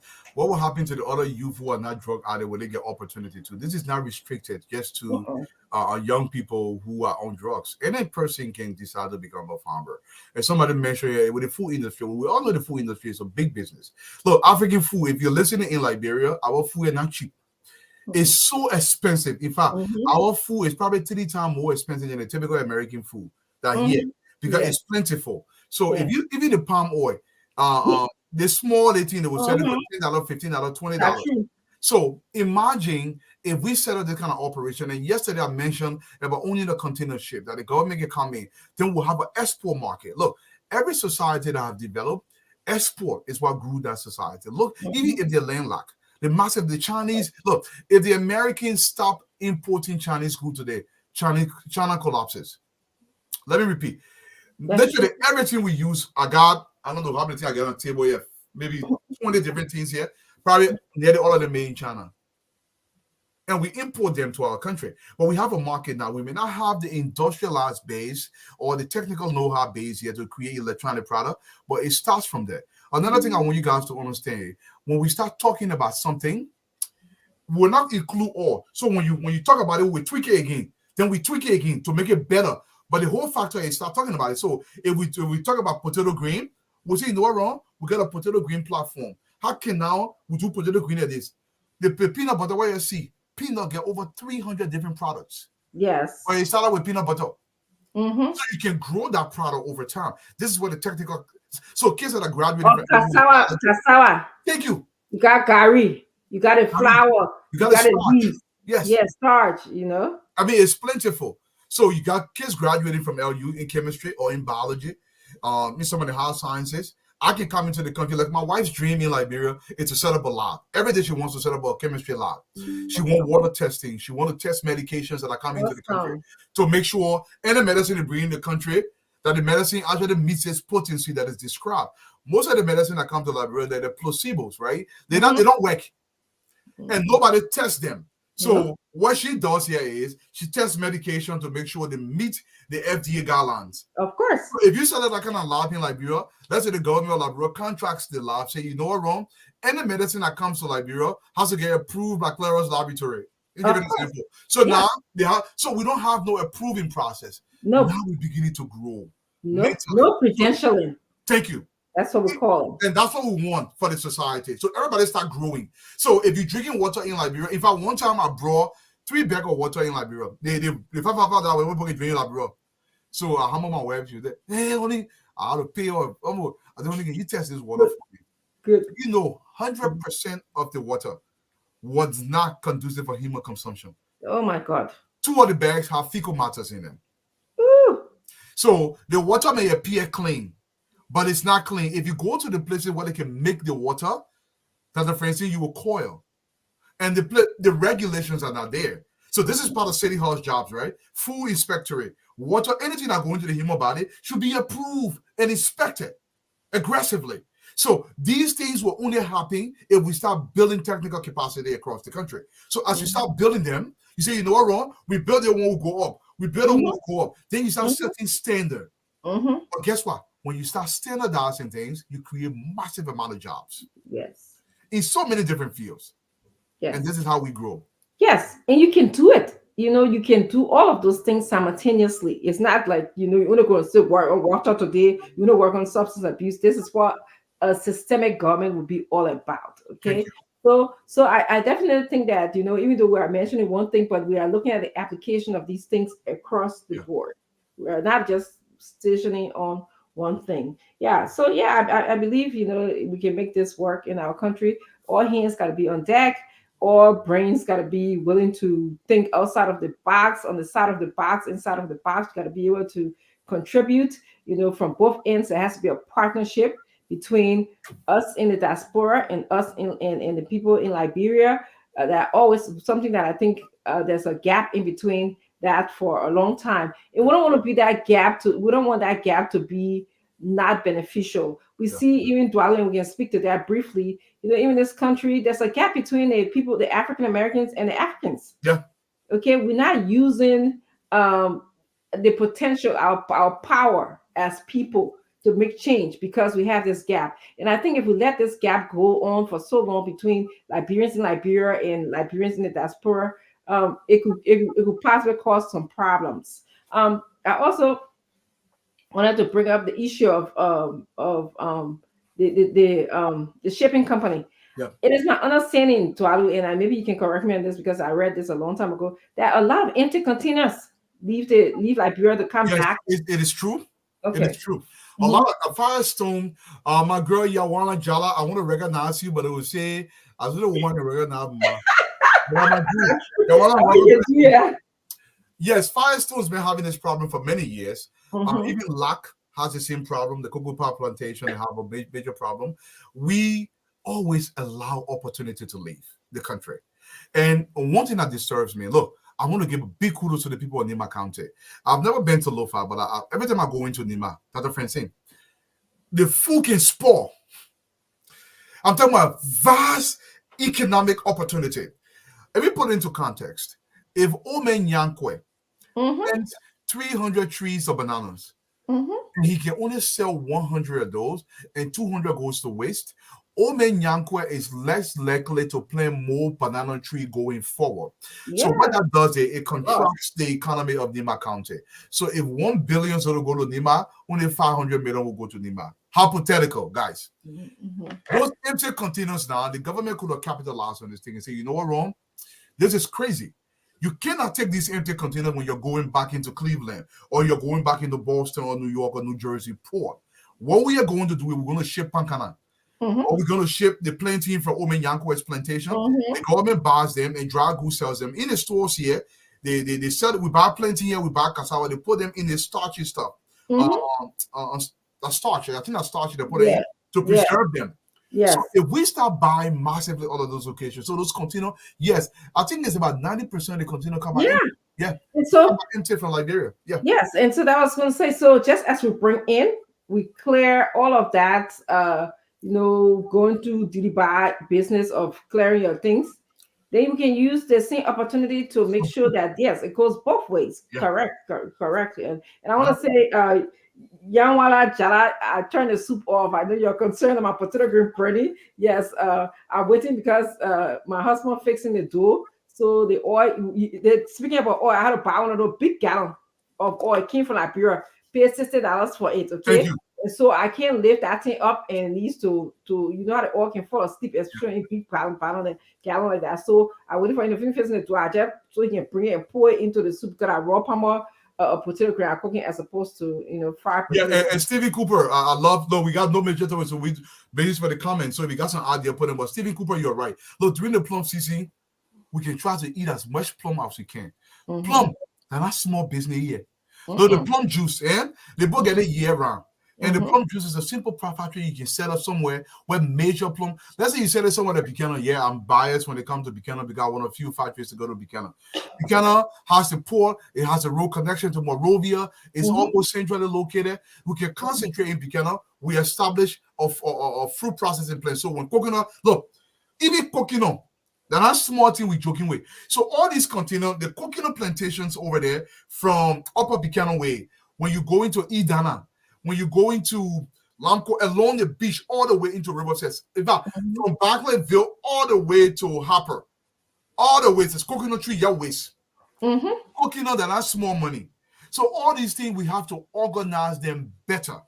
But in the organization that they play the job plenty air. This is what I want. They play the job plenty air because if people start working, they start doing the same thing about that offense. You mentioned something. If we Liberians that are in America here, and we are so far ahead in terms of money, and our people ain't get nothing, there will always be this. My brother, I'm a female butter pear, avocado, the butter pear. So if butter pear not cheap yet, cruiser, and the thing we call cruiser, cashew nuts. Okay, cashew nuts we used to eat it when we were small, even now. Yes. Wow, even go home and do that season, The people, cashew nuts is one of the most expensive nuts here in this country. The other, Nigeria is the shea butter. They're one of the largest producers of shea butter, and we have the capacity to grow shea butter plants in our country. So we have to start thinking development. I would say export-based society as opposed to an import-based society. It generates our revenue. But I wanted to see. I see this guy called Arthur Lorion is saying that for your information, we have Liberia Medicine and Health Products Regulation Authority established by an act of 2010, responsible among other things to test medicines being imported into Liberia. Well, we happen to know that they have such a thing. It's just that we are concerned because a lot of times the medicine that we see, they're all over the place. And I'll tell you, Dwala, I almost died one of the times that I was in Liberia. I suffer from the first couple of weeks, my stomach gets upset because of the change in water, change in system. So we went to go look for anti-diarrhea medicine, and we stopped at one of those shops. And the medicine they gave me, it's one of those guys, those pharmacy guys, just take this. It wasn't nothing It wasn't a prescribed medicine. It was something, but it wasn't. It was an anti-diarrhea, but something else was in it. Okay.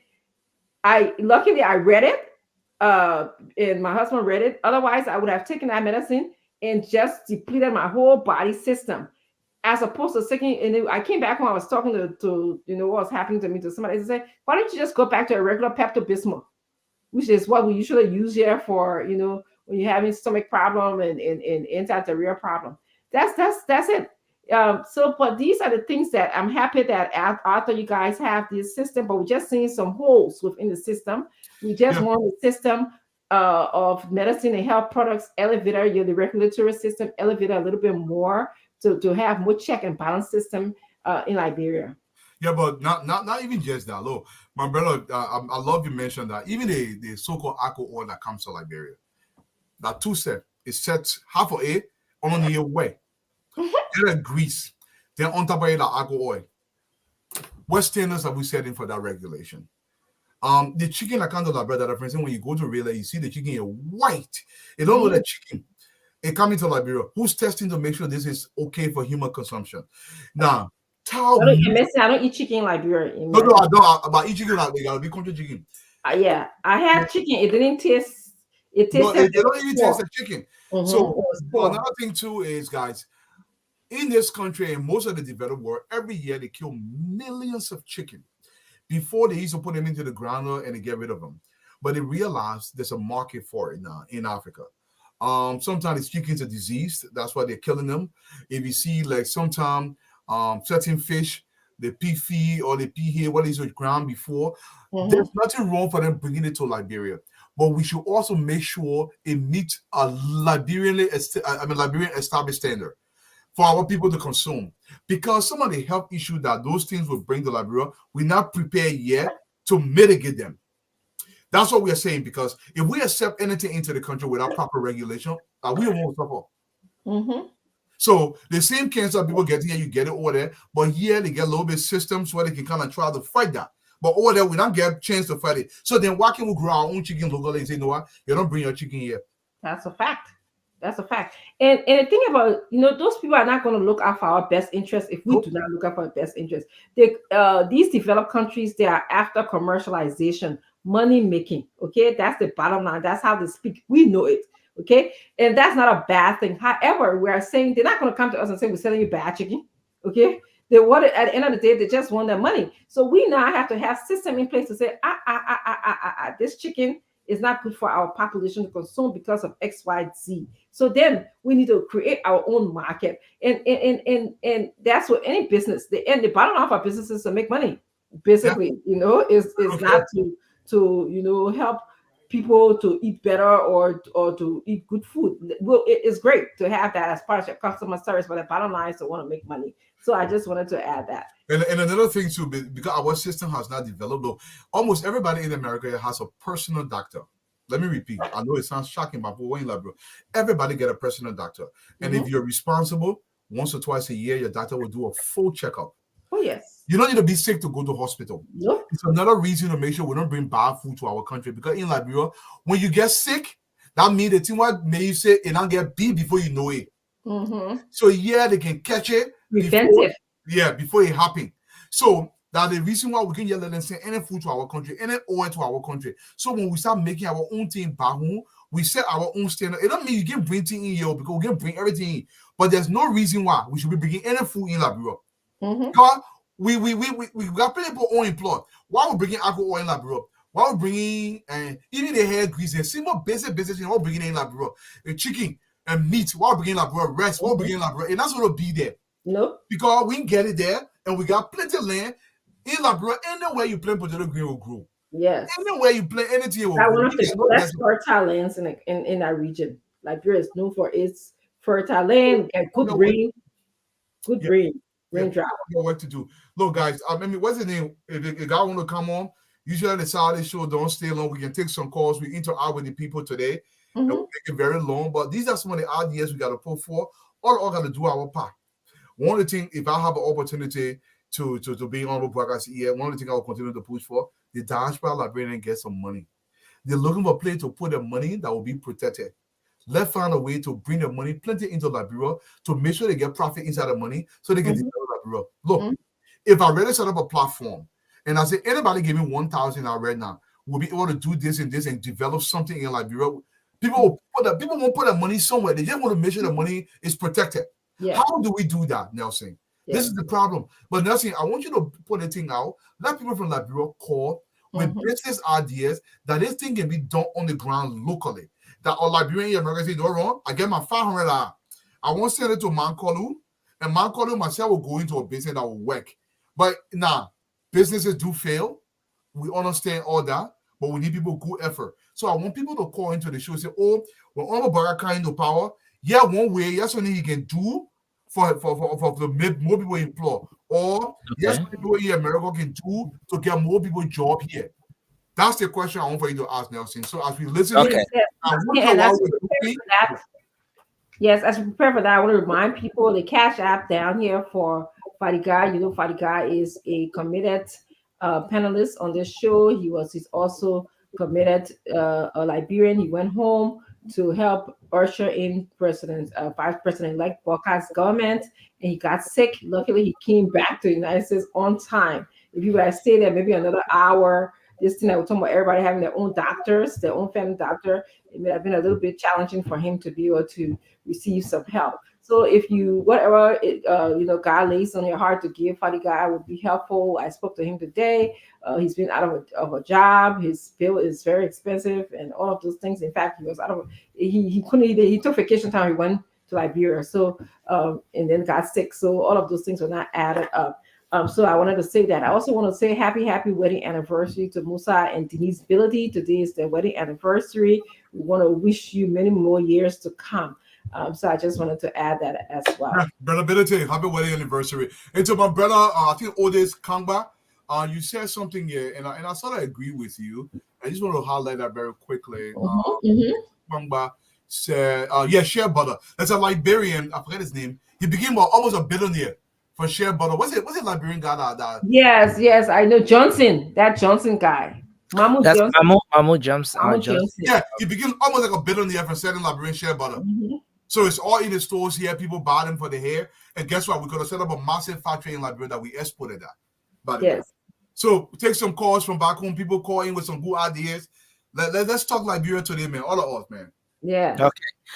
So you can call in now on 0555-101075, 0555-101075, and you'll be live. Let's take our first call. Hello. No, your line is terrible. Please change your location and call back. We'll take another person here from this line. Okay. Hello. Yeah, hello. Yeah, please be audible a bit. Your name and where you calling from? Yeah, this is Mrs. Kuman calling from opposite team A-S-6. Okay, Mrs. Kuman, let's hear from you. What are some business ideas that you think are workable here in Liberia? Yes. Businesses, especially the ones that Zach is explaining with Dwalu on the radio there, they are very much supporting. We can do anything in this country and just get money. But who to start it for us to venture into it with them? So what are some of the things you think people can do in this country? Gardening, you can plant cassava. All of these things, before you start it, you got to have parking. Okay. You setting now for you to even get food to eat is a problem. So the question they're asking tonight is, what are some of the things you think people can do in Liberia that get money side? I think people listening to this program now in other parts of the world, that you can guarantee them that if they put money inside, it can work in Liberia. When they put money in plenty, growing of plenty, they will get money. Let me ask a question. It will be good for us. Okay, please. Even the potato greens they're talking about. When you put money into it, you can get money out. But these things, they can be grown here, but you don't have anywhere to carry. Okay. So Mr. Dwalu has a question for you. If they can buy all a parish, it's spoiled. You don't care away. Yes. Plus, if they come, the one we can eat at all. You carrying it anywhere, and you get nowhere to preserve it to say it will be there for the families is nothing. Yeah. So we don't have anything to keep anything here, and we got all of these things. So all of these things people are talking about, when we do it here, we get money. Okay, so Mr. Dwalu has a question. So you say you can plant plenty. So if I said an example, what do you need to plant plenty? What do you need? So Mr. Dwalu is asking, what do you need to plant planting? Because you said planting is one of the things that people can plant in this country, and they can make money from it. So what do people need to be able to plant? What does she need? Not people. Okay, what do you need? Yeah, to be able to plant planting. Is land. Land. You have to look for the land, and you should look at it to see what you plant planting there. It will be all right. Okay. Secondly, you have to have people to work. Like me, if I want to plant plenty, I'm unable to brush. You have to look for people to brush. When it gets dry, you burn it. Then you have to look for the plenty head. You do not have it. You have to go in the interior to look for plenty. Oh, she left the line. Too bad. We lost her. Because the thing I wanted to ask her, I mean, we lost her. You get the next person. Let's say she says she wants plenty here. You see, the thing here is, I want people, we got to look for this, look for that, look for that. Those things can come. Let's say I gave her, I say, you know what, you have 50 acres here. And what do you need to operate the 50 acres? Let her go into business. We divide 50-50. I'll give you an example. Last year, one of my people called me, people that will import coal, we can bring coal to the city, then we sell it, you must go into business. I said, okay, my people, what you need? He said, this is what I need. I give it to him. As the money was growing, when the money was reaching the 4,000-5,000 now, many people come call again. Check out. And may still dodging me, yes, I know that rule. The point I'm trying to make here is it's not just about that. So we got to organize it better. I don't want to blame anybody for what they do. But if we have a system that holds them to account, that lessens the probability that they're going to run away with your money, where there's a tracking there, it's a better thing. So we need agencies in the country.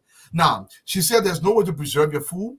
We can have people build these cold storage in these schools. Look, that takes some more calls. Take calls. Yes. Okay. You know, and Dwalu. So if Dwalu supports you and you stop, respond to him, you're creating problems for yourself, because you need Dwalu's guidance, or you need other people's guidance and support as the business goes on. The connection. But when you spoil the road, then you spoil it not only for yourself, but you spoil it for other people. And so that's something that we have to work on in our country. That's if something's going on, call Dwalu, say this is what happened, I'm having a problem.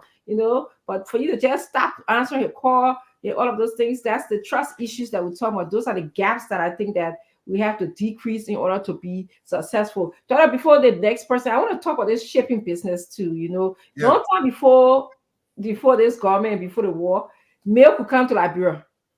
To America. Yes, to Liberia.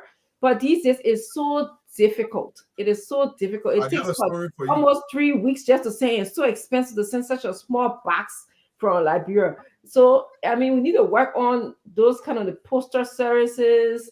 We work in those kind of things, because I think it contributes to at least businesses. But if I want this dress here sent to me from Liberia, okay. If I don't go there or put a notice on Facebook, say somebody please send me one small package when you're coming from Liberia, bring it from me, because I would do these days here, okay? It may not be able to come, or you go by DHS to send small package. I plan on now, you're talking about $200-$300, okay? Yeah. But if you're going by Liberian mail, there's no guarantee that you get that package in 2 weeks or so. And you may not even get the package. Yeah, it's $100 or more. So we have to work on that. That's something that I think the next government. And DHL is getting filthy rich in Liberia from this stuff, because that's the only thing we trust. Look, I was in Liberia one time. My wife sent me, sometimes I was there for 6 months. So my small medicine, and she said, let me say medicine. I said, listen, I'll take my laptop, you put it in the thing, they said Liberia mail is working. Let me try it. Yeah, I heard. We tracked the mail got to RIA. The postal department pick up the mail. I could not get my mail. I never got that mail today.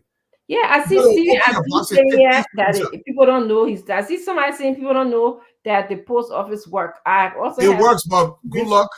Yeah, it's a risk. It's a gamble.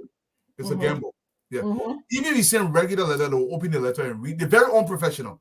Mhm. They open your letter, they do things to your letter. These are the social issues we talk about. They will do things to your letter that they're not supposed to be doing. And what they don't understand, when you break down the institution, you lose your job. Yes. Then you go back to the church, you go pray. God already giving you your job. That's the first thing. This is what people do. Look, the team are feeding you. You're not supposed to boil it. You see, I got no spoon in my heart. If my hand be feeding me with my GB, then I boil my hand. I get eat, I'll get dry, I will die. Exactly. What would do to us? Yeah. So all those little things, Nelson, I think you're having some difficulties. Yes, Nelson, I see that the light went off in his studio. So, guys, some of you guys are writing in the thread. If you got some good business idea, let's discuss it. Something we can localize. We can't go massively yet, but I know till a shovel, we can make them right in Liberia. I see the iron pots. You see the old Mandingo pot. They're real nice from what they can set it 4 or 5 sets. They use the aluminum water to pour it. There's a machine I was seeing on Calcutta, India. It's a very simple machine. They melt it and they already got the molds. And they get nice quality pot and they package them. Even the stick. Look, so many things to do in Liberia. Power is important. We need a power grid. I understand that. But Liberia in the diaspora, they got money.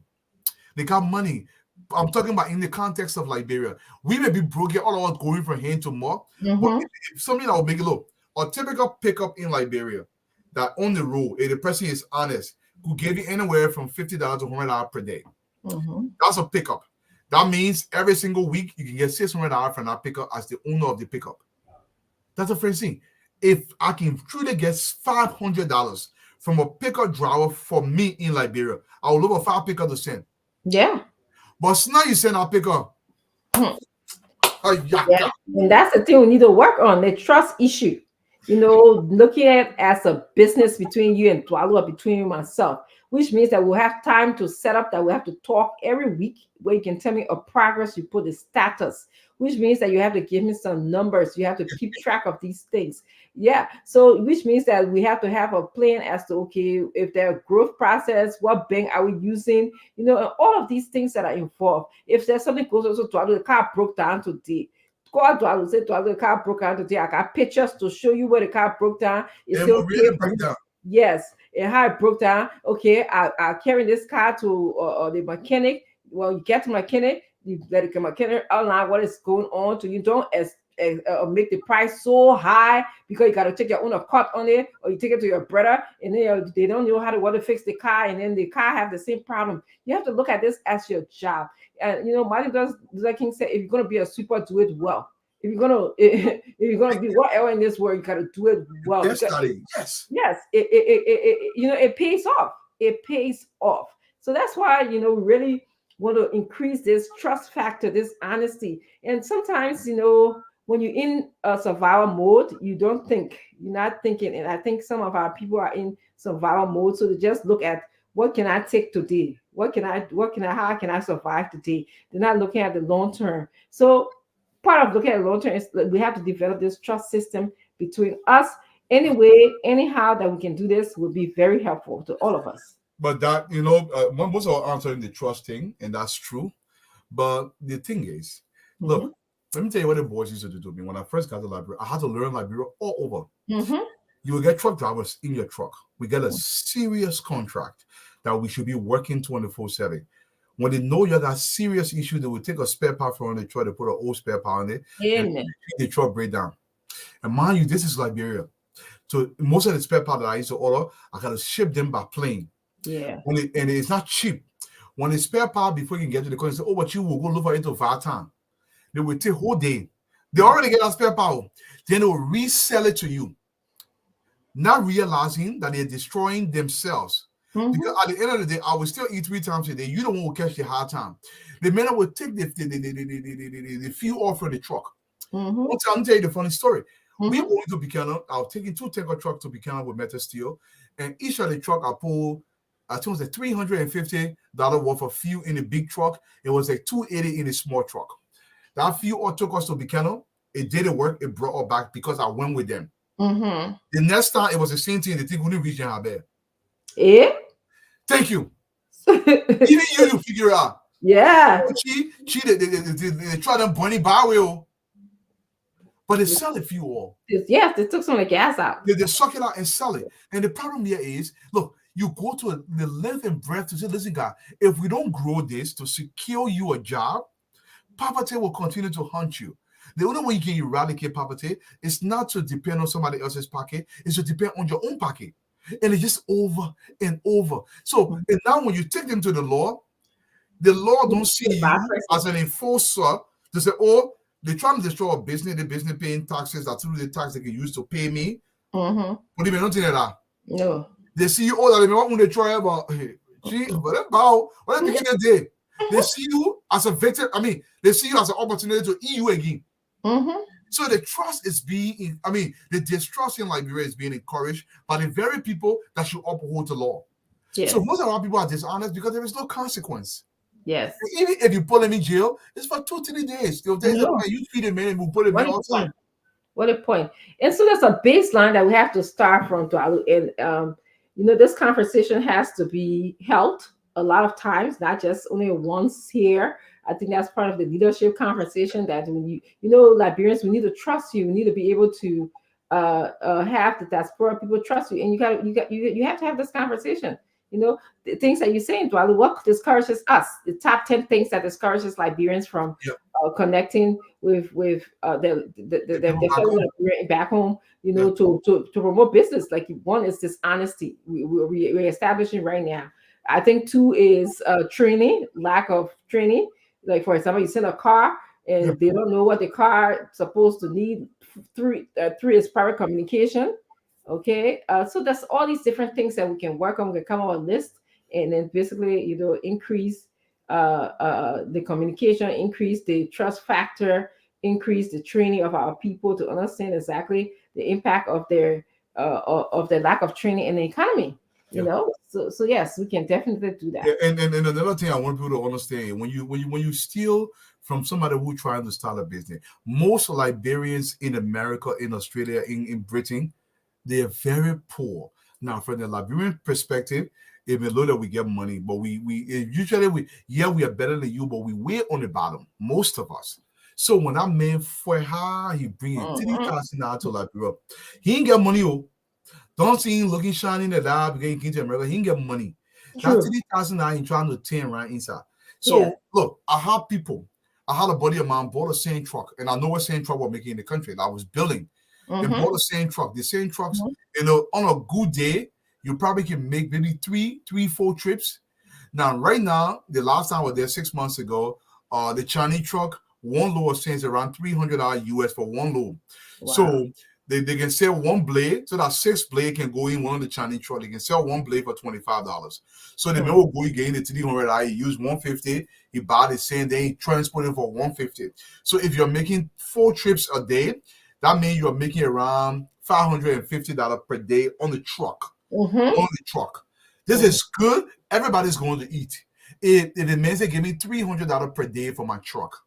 And you're making $550. That means you and the other 2 guys that own the truck, you're making around $250 every single day. You can never get that money, even in America, so easily. But in Liberia, but what they would do with that truck, they would run that truck. And now they would say, oh, that man in America enjoying, I don't want to be working. And sending free money. They forgot that the person worked for that money. Yes. All that truck to ship a typical truck to Liberia from the States will run you anywhere from $7,000 to $12,000. That's just a dump truck. Okay, so it means if you buy the dump truck, let's say you buy it very cheap, buy it for $15,000. You spend another let's say $8,000 to ship it. You spend another $8,000 to clear it. The man already in almost $30,000 into that truck. You start playing with the main truck. You say, oh, the man in America. Now, what they don't understand, if you hold a truck right, you send the man $300 every day. I know 130 trucks on the ground. Yes. Now, you're establishing a trucking company. Correct. A job permanently. But they don't see in that view. So now you give it to them. Hey, man. And the fact that Dwalu can trust you, I can trust you, opens the room for production. We expand our company. You'll not always be a truck driver. We can promote you and say, oh, say you are here with us since we started and you know the route of this thing. Let's elevate you to be the manager, the supervisor. Then you bring in somebody you see, because you know the job, you know who's a good fit. So that's how businesses work. We got to start from somewhere. But in our country, a lot of times you see us, it's a struggle. No matter how long you stay in America, how high you are, There's nowhere like home. There's nowhere like home. This is a commercialized country. In fact, did not take I think I saw you start the show. Did not take Jesus on a Christmas. Oh yeah. In fact, people really want to happy holidays. They won't even say Merry Christmas. People, No. look, All about us going shopping. Yeah, Okay, that's right it. now you go to the mall, it open until 12 o'clock. So you can go, usually the mall closed 9 o'clock. But the reason they want to go spend all our money there, instead of you taking the money to invest it or where you go spend all kind of things, you buy some things that you don't even need. That's how the people see commercialization of Christmas. That's all the holidays, which is not a bad thing, but you have to be savvy as a person. You have to know, don't get too influenced by what you see out there. All right. And so this is why we love our home. There's nowhere like home. I don't care how my husband, I will have this conversation earlier. I was just talking to somebody in Nigeria. You know, you can make it so high in these people's society. It don't matter. No, the fact that you have an accent when you walk into the classroom, the fact that I look like the way that I look. The question your competence. Your credibility, yes. Your confidence and your credibility. It's almost like I felt throughout all my years, I have to overprove myself, work double time.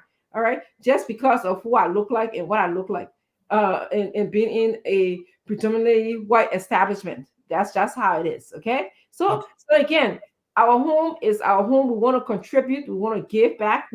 We got to pull on both sides. You got to give us something, and we got to give you something. You got to teach us something. We got to teach you something. It takes two to make Liberia a better place. All hands got to be on deck. We've given you many ways.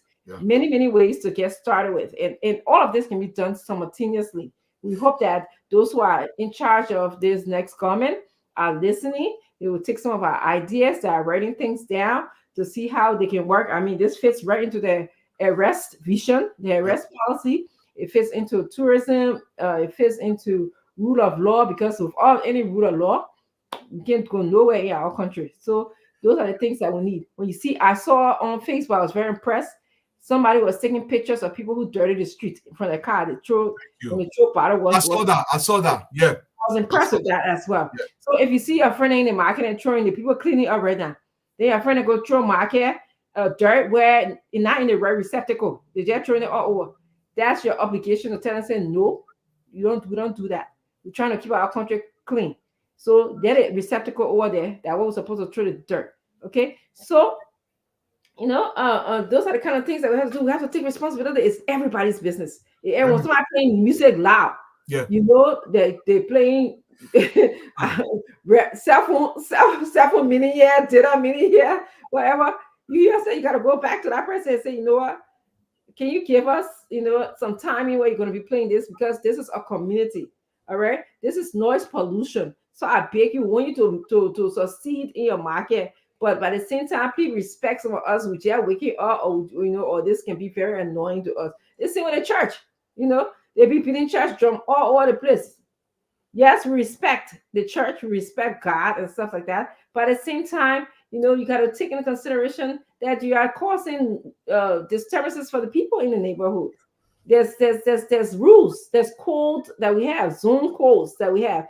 We don't just put churches everywhere. Churches not even just have these noise going on. God will not hear you the harder you beat a drum or the more you shout. God don't hear you. He hears personal relationship. Yeah, it's a personal relationship. So all of these things that we have to, be concerned about in our country in order to grow. All right, Father Stevie, say a Christmas on me. Can't take it now. Right, can't take it. No big deal, man. Merry Christmas to you as well. But and the thing is, when you become dishonest to Dr. Francine, and you say, you are Abo, what you have done, you have denied countless number of people similar opportunity for other people to be able to invest there. So whenever you commit such a crime, you are destroying your country. You're not just eating a person abo. Yeah, you will eat an abo, you will eat the abos and small. Yeah, Dr. Kevin Hashmill, yeah, we'll talk about the rule of law a little bit too. I agree. But eating somebody abo is actually eating your future. Let me repeat. When you eat somebody abo, you are eating your own future. We have a society, we talk about the dishonesty in the country, but the government has to play its role to force honesty back. Honesty that is consequenced. Because if you don't do that, you're going to diminish the tax base. Because if Dr. Francine is full try in the country, she's forced to pay tax. But if the trucks are not there, that tax base is gone. So the honesty also boils down to the government as well. Look, I really believe Liberians are not dishonest. And I know people can say, oh, Oba, don't say that. Liberians are not dishonest. Liberians are dishonest because the environment allows them to be dishonest. Why do you think Liberians can't come to Minnesota and do that nonsense? Or they come to Massachusetts and do the nonsense? They know better. Because people are attached that there's consequence. But in Liberia, the reason why people do that, there's no consequence. So we have to discourage this. You know, the rule of law, like the doc was saying, it's not just something that we should talk about mutually. This is look, when you build into a story hall, the foundation that the rule of law. Absolutely. That is what is needed for everything else to go on to progress in our society. I'm sorry, Ron got into my troll, leaking the troll, I'm leaking you a minute, right that feel, but go ahead. Ron said, don't your truck take what leaky. Yeah. So to me, Dwalu, this is where the government comes in. With that rule of law, I want to tie that very strongly because some of the other things the citizens can do, we can do it.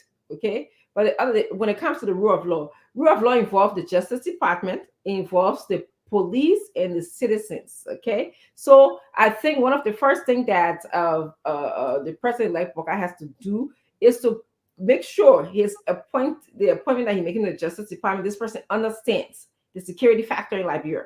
All right, this person got to make it a goal to make sure that we bring Liberia to the place where people can enjoy going out at night and not feeling fearful. It happened in this country. Remember, New York City, one of the worst places before. Okay, people now used to want to go into New York City.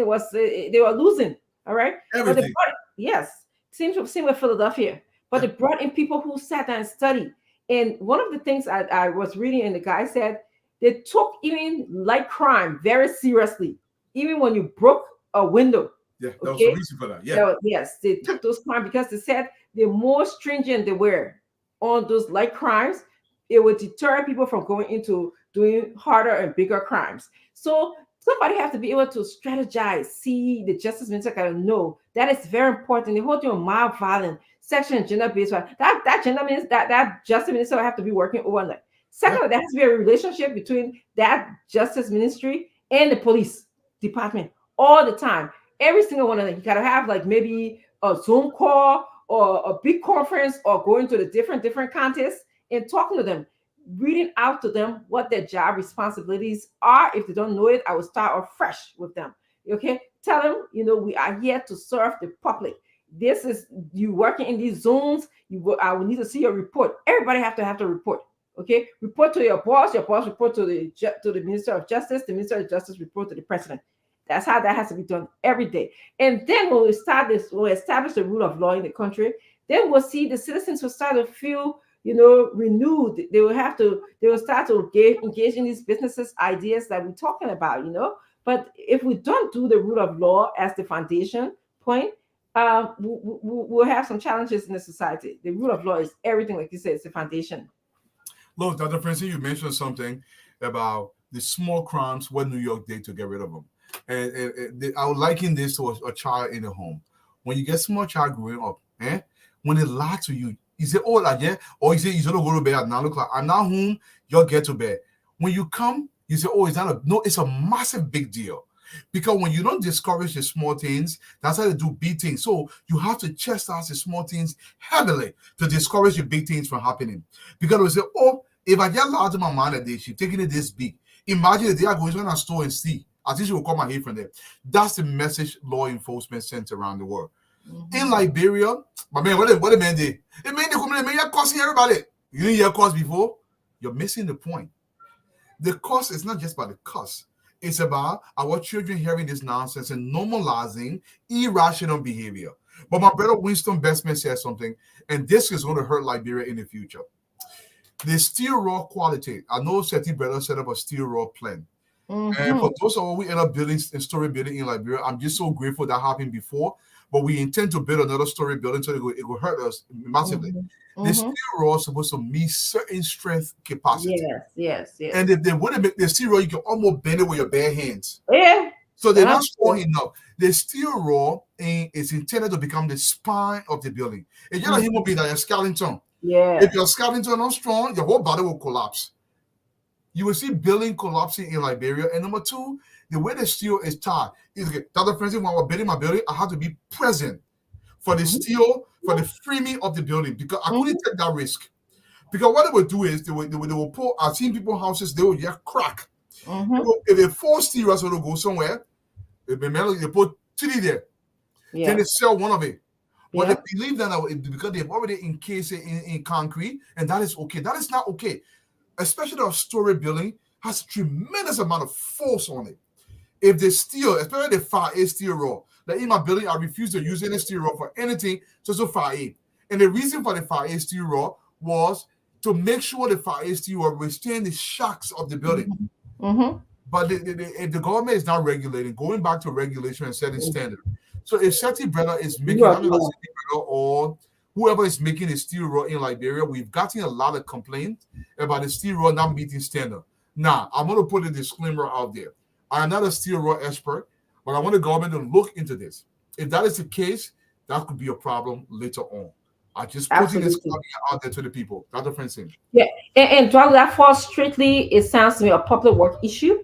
There should be a department at public work that will be going out to inspect. There should be a zoning department, there should be a building inspection department, fire code inspection department, because I know a lot of times even the way how we wire our building can cause a lot of fire in the country. So there's all these different things we need to work on. When the public work minister goes in to go make his report to the president-elect, these are the kind of conversations that they need to be having. We're starting our country from scratch. How do you intend to put up a zoning system for this kind of country that we have already? What do you intend? Building a new city, or do we still maintain our new city? The tax structure. Then you bring in the tax structure, because zoning and taxes go in hand. You bring it so the people who are just living in Zingran, how much do we tax them? Because they're contributing to the dirt problem in the country, or either they're contributing to the usage of water. So everybody's got to be responsible, and as we do this, our people have to know step by step what's going on, because you don't want to inspector to show up to your building, then you say, "But what are you doing here? Who are you? Or you go make fuss, or you don't know." So we got to let people say, "Okay, go on ERBC." An inspector will be coming to people that live in Barnesville, Broadville, December 1st to December 10th. Jihad can do the whole, I believe they made an announcement when they were doing the electricity of certain places, they brought this transformer. So please look out. Do not abuse, do not insult, do not make it difficult for the inspectors, because they are doing this for our own good. So please be kind, listen out to them, follow instructions, okay? If you have any questions, this is our comment box or suggestion number to call. If you're not sure, when the person comes to your door, these are the comment number or suggestion to call. You, the inspector, you go there, you show your badge. Anybody come to my front door, they got to show me your badge, because I'm not opening the door for you, especially if I'm home alone, because I know where you're coming from and I know who you are. So you got to at least take a couple of feet away from my door and say, "I'm so and so. I'm from this company. I spoke to your husband." In fact, before I even spoke to my husband, and I call my husband and say, "Oh, there used to be so on the door." So yes, that's the kind of country that we have to move towards. I just wanted to highlight Quota Jeans said, Francine Chinero Richardson, a woman sent a car home to be used for public transportation. The person to whom she entrusted it ran the car from Morovia to Buchanan. For every trip he made, he would call her for gas money. She asked him what was he doing with that money and how he got, and he got angry and abandoned the car. That's some of the issue we're talking about. Yeah, you might not ask them.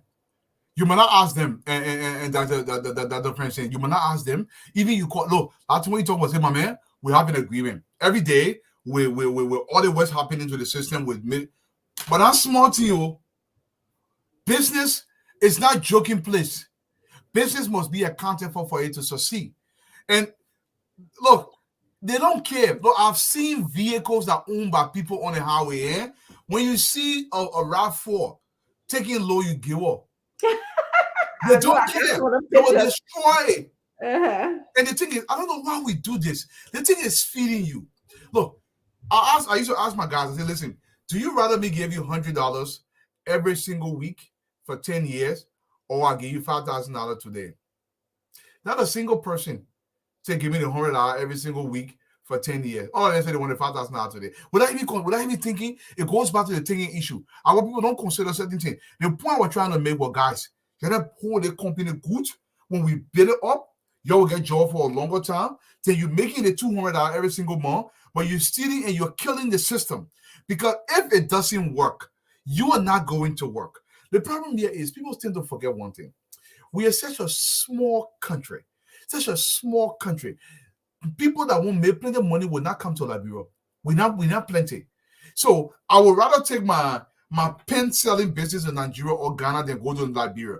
Not because I don't like Liberia, but because more people in Nigeria can buy my pen, as opposed to more people in Liberia. So for somebody to actually come to Liberia, you have to incentivize them at a very higher level. You got to give me so much pluses because we're not plenty. Let the person know honesty is there. Let the person know work ethic is here. Let the person know that if you come to Liberia, the quality of customer service is excellent. Let the person understand that the workforce here doing everything to make sure you succeed. Because they say, oh, but I've been getting the money, put it in my hotel there. Oh, the time you pay coming to me? They will actually ask you that question. When you say, yeah, how you think you get paid? Oh, so now you don't want to pay you. Now you don't want to pay me. Okay, sit down there. And he or she will just walk away. And then when they get paid for 3 months, the government won't pay all. I don't know people think government get money. My people, government get fasting. Anybody who working regular job get more money than government. Government don't have money. Government got to take tax from somebody before they can pay you. So that when the taxpayer come to your government office, you must give him excellent service. Because that your boss man, you're walking to the office, your boss man, not a minister. Your boss man, a man, Quebec, will walk in a passport and pay you $50 US for you to print your passport. That is your boss man. That concept has to be understood. Most people will still fight you and believe that's not a boss man because they believe Mark Quebec don't have any powers. But let me tell you what the power Mark Quebec has. Mark Quebec now will get changed almost every employee at the very top of passport ministry because Mark Quebec changed your boss man. Mark Quebec can vote. That's the friend thing. Mark Quebec, you voted out, you know who. Oh, you see your Gentile feeling Cleopatra, I'm going to say you might you buy some more. Yes, and Dolly said something very interesting. Rome wasn't built. There's a saying that the people got on the side. They say Rome wasn't built in one day. I would say Monrovia wasn't built in one day. Cape Mount was not built in one day. Nima was not built in one day. You got to start from somewhere, okay? Even in the businesses that we are talking about, we'll start small, maybe with one car, and then we move on to multiple cars. And you the longer you stay, the more patient you are. Sometimes all the money will not be there all at once, but you have a vision. You're in communication with your boss. And this whole thing, I wanted to talk to Dwalu. Sometimes we've been talking about the insubordinate behavior or the subordinate for a while now. There are bosses that said they need to learn. Okay, these people when they are driving for you, sometimes yes, how some other people can talk to the driver. One of my pet peeves in Liberia is sometimes when the driver go, there's a reason for this, and I'm not sure maybe somebody can tell me. They drive in all of them sitting in the car when y'all go out to eat, y'all go to the restaurant, they put something in the car as opposed to bring them inside and offer them food or whatever, or maybe they can drop them off. Story. Yes. Yeah, or either, the way that we talk to them, talk to the people that work for us. They are human beings, okay? Not because the person working for you is supposed to be talking bad to them. You have this a way that you can relate to these people. You keep in mind, the people who cook your food, the people who drive for you, they're almost protecting you. So, but I don't even want to go into, some other categories, but I believe that it goes both ways. It really does. Not because these people that are trying to make a living by being hired by us means that we should treat them bad. Yeah, I will not treat the people, my students, bad. I have to be, what we said, the customer is always right. Remember last we was talking about in the business world now, even though they may not be right, but they're always right. Okay. And so you really have to be able to work hard with a relationship that goes in both ways. Be patient with the people who are establishing the business. Be honest. Call them. Y'all make sure you have regular meeting time. Talk about the challenges that you have. If it's your car going to break down, the car broke down today, help them. We're not there on the ground. Don't just go to your brother-in-law to inflate the price of the car so that you can bring it to charge me. Make sure that you be my eyes and ears on the ground, because if I succeed, you succeed. All right. So those are the kind of things that we want to work on improving our relationship between people in the diaspora and people at home. A lot of times there's a lot of complaints by the people for the diaspora that they send money and people do different things with it. Yeah. So let's do that, Dwali. Other Francine, I got to share a story with the audience. You Mhm. mentioned something that is near and dear to my heart. Mhm. Most of, like for me, I'll let my grab me say, so I don't get driver. That's the first thing. But the drivers and the housemaids in some of the government officials' home or people with small means home, those people, they're not living with you. They're your employee, but they're not subject to your wickedness. You have to treat them with tremendous dignity. Forget about because they're cooking your food. Forget about what they're doing for you. You have to respect them. I'm saying you will put on the same table with you, but what I'm saying, you got to give them dignity. They abuse them. I'll share a story with the audience. I think the year was 2015 or 2016. Two ministers. The one guy that run a Liberian agency. There was another guy. He's a deputy at one of the agencies in Liberia. So we meet up at Kenija hotel. The hotel is still brand new, and so we go to eat, and they all come up with their vehicles. I have my B picker. We park the picker, and all of them had a driver. Obviously, the sun was hot. You know what? Like, sun really get hot. That friends saying, I'm a fun. The sun was very hot, so we sat down and we were eating. But when I noticed behind me, the drivers were out of the car. Most of them were standing outside the car, outside the so-called bossman in car, and the sun was hot. So I said, "But my man, you can't." I said, "What the minute saying what for?" Mind you, we're sitting down, we're eating. I mean, they're bringing food, drinks, and all that stuff. If we're lucky for me, I don't drink, but they're drinking expensive drink. The bill came to $780 USD. The boys on the table, over the five of us. Oh, my man, I got it. My man, I got it. They're fighting over the bill. Oh, I can't be here, you pay. So I walk towards the drivers. They're all like in a similar circle. They're lecturing. I said, my man, what's going on? Is it cheap? I said, my man, where you too? Is it cheap? So where your boss man ain't feel? They said, oh, but people 2 months we get paid and the feeding pass, the minute you get our pay, it will be all right. Mind you, the guys are fighting on the table to pay a $780 bill. These men haven't gotten paid. So this girl, they can sell the bread, they can open the bread, they put meat inside, they take the oil, they put meat. So I said, my man, you take one, you eat something too. So I go behind the table. I said, my man, but why you not paying? Why you? How much they making? 200, 300? I said, how you paying the man? Baru, the man you pay them on time, they can't respect you. The man, they in a car, they stealing from you. They doing all kind of things, selling your car. When you tell them to go wash your car, they go run traffic in your car. I told them that has nothing. Fire him. But the money he earned, you have to pay him that money. And the culture back home is this is normal. And the problem is that person cannot take that bossman anywhere.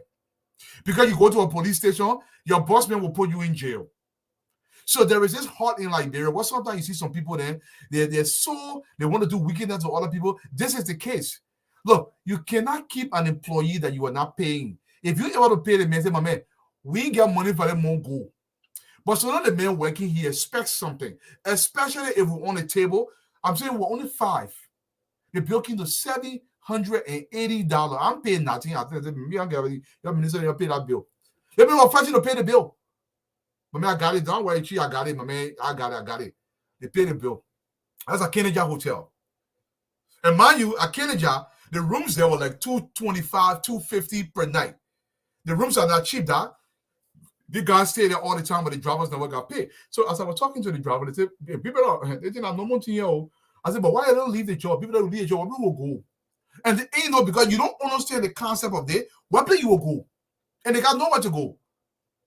So I told them, I said, y'all know why they can run traffic in your car?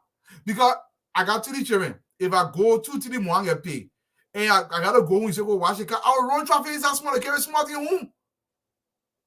And we gotta stop this. We gotta stop this. We're ready to. And one of the things we hear, Dwali, and somebody say, oh, Dr. Richardson, when you come to Liberia, you'll be jealous. One of those people. No, I wouldn't be, and I've been to Liberia before, so I know exactly how to carry myself. What I don't do here to people, I don't think I would just automatic change. And this is why I'm talking about it. The thing about it is that the people, they don't say, oh, don't care. I'm sorry, my grandson making, don't care to spoil our system.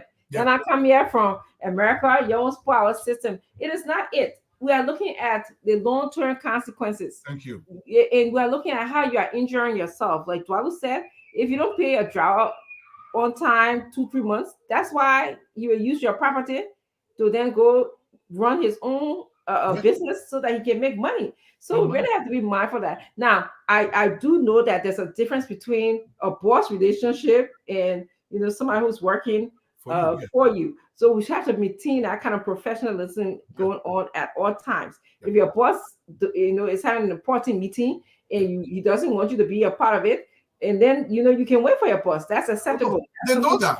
Yeah. I'm on Friday nights. I get that, but they know that. Yes. It's stupid. Exactly. But at the same time, I'm not going to just keep somebody just waiting for me all day and don't have no kind of conversation with them. Don't worry about what are they eating. Don't worry about whether they need to go home. So those kind of conversations, like tonight, we are going to travel to Cape Mount tonight. Okay. It's going to be a long ride. Make sure you call your wife, your family people, and tell them we're not coming back until tomorrow. I've made arrangement for you to sleep XYZ while we're in Cape Mount. When we wake up in the morning, you're supposed to come and then we'll go so this is I got money for you for your breakfast, lunch, while we're in Cape Mount. Is that okay with you? Fine, we proceed. If you tell me say no, I have people say no, ma, I want you to give me my money because I need the money instead of food. I say, okay, however way you want it. I have had people who come and say, that food money there, I put the money, I can just drop, you give me the money, I'll just put my little bread and eat it. Then you spend the rest of my family. That's fine. You can decide how you want to decide. But this, we are just having this conversation just to make sure our country gets better from all ends. We all have ways to contribute to our country. We have our own faults. I will talk another one again. Contractors, if Dr. Francine want to build a house, there's tendency in Liberia. Look, you ain't able to just leave it. Don't say you can do it. And you're not a plumber. Don't go say you're a plumber. You spoil the man material. You spoil the man thing. You waste the man time. But there's a flip side to this. Some contractors will work in Liberia. They will not pay the person the money. They'll make that person walk up and down. My man, go to my hall, you go call my grad there. The person go to the hall, they call that grad again, you can get the money. If the man work, you get his money. Look, when a man gets up in the morning, I want you to understand it. And the man tell his wife or he tell people, I'm going to Wego. The meaning of that is, my family, you breathe a little easier. There is an expectation that your hardship is going to be reduced. Once I get paid, we'll buy food in the house, the kids' school fee will be paid. When you deny the man that, you are actually breaking down our family. You're causing marriages to break apart. If you don't get the money yet to pay the man, everything at the end, like, the first money I can take out of the person workmanship. The workmanship, so now I get a workmanship, I can buy material. So I can take out the workmanship. I'll give you an example. When I was putting the windows on my building, the guy that came in, it was actually a Nigerian guy. He came over to do the window. So when he charged me, I think he said, well, I didn't say 10,000 or something. He put all the windows together. That's a lot of windows. So when he came, I said, listen, I can pay you your money. We got to sign how we pay the money. I can give you the deposit, which is $2,000. You go start your process. When you deliver all the framing of the window, I give you another money. When you deliver this portion, so we sign it. So every time I made a sign. So every time he come, the exact one we agreed to, I'll give him the money. So he was very hesitant to install the windows because I think I still had a $4,000 for him. But what you don't realize is I'll take your workmanship and put it one side because I want no noise in my yard. And everybody know me for that. I want no noise. So if you know my way, I inspire it, go your money, you go. So he came. I said when he got finished that morning, he was saying on the Palawa Hall. He said, oh, Mr. Dwalu, I finished. I said, oh, you finished? So I told the contractor, let me go do inspection. When everything is good, let me know. The contractor came back and said, everything is good. I told the $4,000 I gave it to him. He said, he took out 200 and said, Chief, buy a beer. I said, are we giving me your money for? He said, boss, man, that's my first time in Liberia where I finished my work and on the spot they gave me my money. You cannot do that.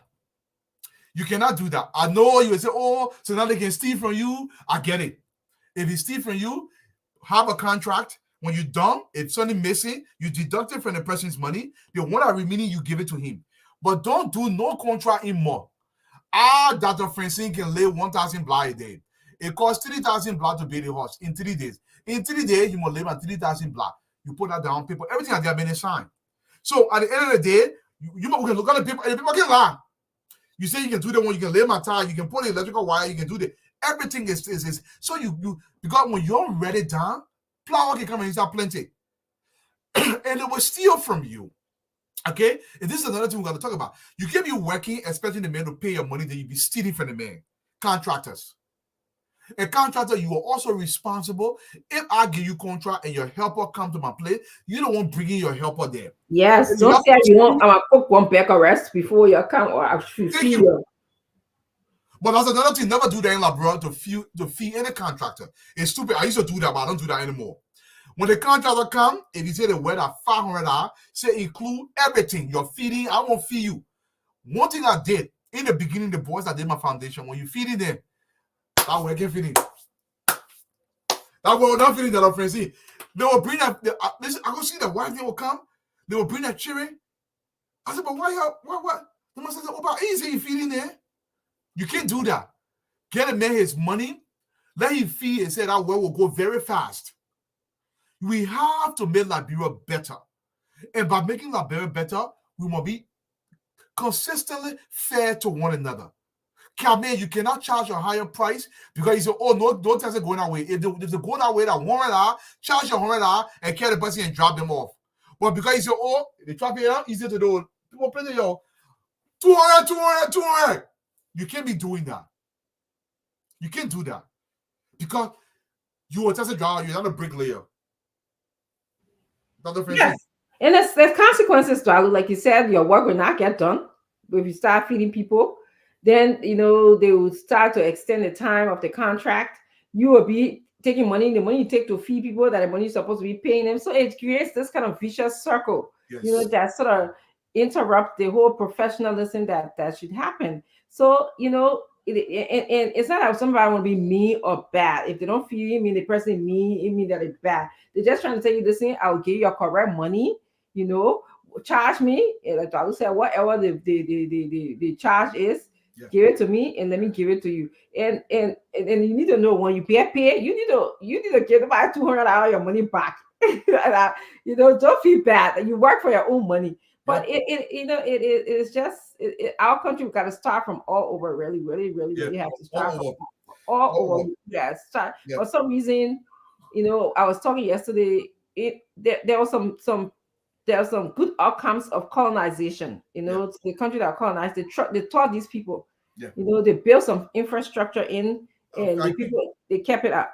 But ours, we didn't do all of that. We were kind of free flowing for a long time, so we have to get back to structure, to zoning. You can't have in one neighborhood you get party church next door, you got club next door, you got a store next door.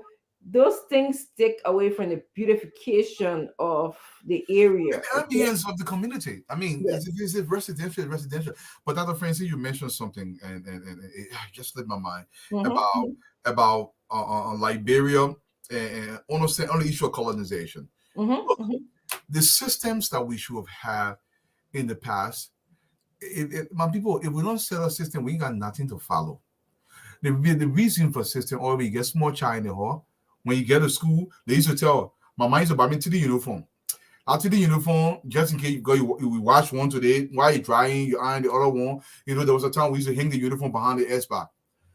All the thing was a standard that I set for myself to make sure my uniform stay dry, and I can iron it in the morning and be able to go to school. So systems are important. If we're not setting systems, we don't know where we are going. The colonized country had a platform to build off of. But by the same token, we had a longer time because there were Liberians traveling, and Liberia was not extended to the extent that we wanted to the rest of the country. But we have an opportunity now to redo this. Correct. To redo it and do the proper thing. And guess what? Slip amount of friends. And you talk about this new law in Liberia. It's not there yet, but yes, the best part about Liberia, we are not yet populated. So we still have time to reverse some of the D-zone areas to zone them properly. If D-zone is a word. So the setting community, the people were built in the alley. You cannot worry about those people. All you have to do is pass the legislation. The legislation is already there. Enforce them. Say, listen, man, Quebec, nobody's going to be here. You got 3 months to find a place to move. Because the rule here, we got to put it in. The government has to have markers. So wherever is an alley, create the road and put markers there when you're ready to put quota there. Some people can know what the rule is. The community has to know what the rule is. So when somebody built in the alley, I don't care if they build 3,000 stories, you got to break it down. You got the alley, it's not just a rule, man. People roll in your community, they're not just rule. It's for emergency purposes, it's for expediency, it's for economic growth. Because the fencing can bring 10 back cassava on our road to our community. The prospect of sending more cassava into winter is greater. Yes. More get plenty. Yeah. You know, Donald, this whole idea of how we zone our areas are so important. Okay. When I go up, sadly, we are repeating some of the same mistakes that we're making in Monrovia, in Nimba, in Ganta. When I go back to the zoning process, the people building all over did not extend the store front all the way to the street. What you see in Waterside area there. Their storefront is supposed to be able to walk on the sidewalk. If you feel like you want to go into a store, then you go into the store. That's what sidewalk are created. But when I put market in Ganta, then I put market all over on the sidewalk, just like how we do it in Monrovia. And I said, Echo, we need to learn. We need to learn. But yes, you know, we'll start from somewhere in our country. We hope that the president-elect will come in and, you know, begin to have conversations about these ideas in our country. Begin to talk about relationship between people, employees and employer. Begin to strengthen our rule of law, our court system. If somebody take your property, they steal your money, you know, you have some redress. But not to just say, oh, I ain't got nowhere to go, or that at the end of the world, at the end of the plow. Yes, these things do happen in the developed world, but at least we know that we got somewhere to go. If something happened, we got a court system that was redress. There's redress. Yes, Mrs. Moti, my big sister, that's true. Almost every D has an alley demarcated, but people don't care. They still just built on the alley. That's true. And people in the community, I had a similar experience. Imagine there was a guy running for representative at the time when I was building my building in the back. He wanted to block the road like going in. And I just had to tell him, you try to pull cement with our bus off from there. And it was a big deal. I said, you put it down. I don't care you build a wall bus from there. So when I hear against the people too. Oh, no. You got in Liberia, people don't understand nothing but clan. And the road is clearly demarcated. But according to him, the government put a road on the land that was owned by them. I was like, what are you talking about? The government, we built it in the back because this road is here. I had to build the road. But he wanted to block the road. And I had to say, you block this road, I will bust it. And I was going to bust it. I was not even joking with him. Because, Dr. Francine, the road is there for plenty of reasons. I don't have time to explain to you why the road is here. The government knows the importance of the road. But then again, I blame the government to understand. Because if you mention Ganta, we all love Ganta. Ganta becoming a bustling metropolis. But the issue of access to those roads by pedestrians and sidewalk, they're important.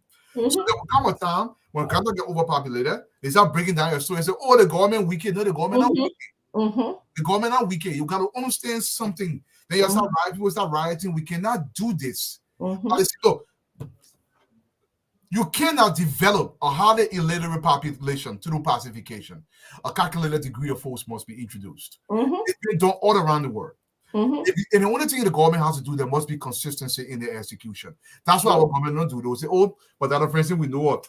They lead that Francine. But then when you force a law on Dwalu, no. That's stupid.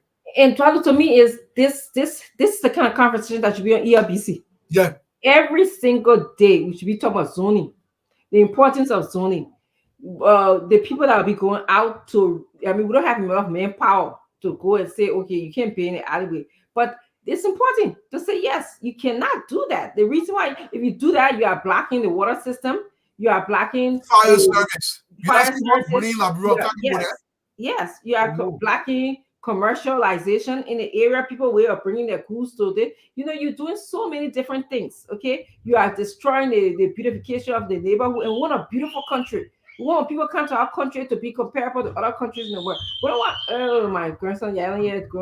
I know. Yeah, we don't want a country where people come, things are all over the place. They're just chakla. Just even come on, things like painting. I can't. For the life of me, Dwalu. I'm giving my pet. Why people can wait until the building become brown, green? I know we used to whitewash things before, especially during the holidays. Like right now, people be whitewashing the palm tree and stuff. But just the upkeep of your own building. Somebody in the government got to be able to say, listen, if you don't have this house is not met to code or certain standards, then we're not going to have it exist. No, all right? Francine, look, the government is not there to appease my people. Government is there to regulate. That government primary job is to regulate. And the regulation has to be equitable. Look, houses in Monrovia. There's a city ordinance in Monrovia. I don't know whether the city mayor has read this ordinance. It's part of the city. You have a responsibility to upkeep your property.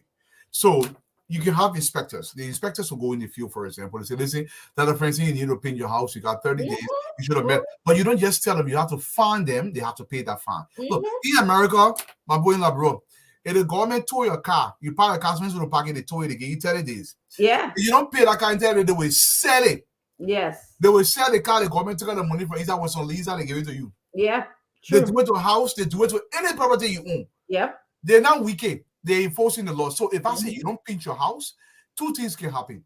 The government can take ownership of the house, paint the house, and auction it. All the money the government spend, the government take it from inside. That's true. Because you don't want your house. If you do that 1 or 2 times, people will paint the house without you telling them. Yep.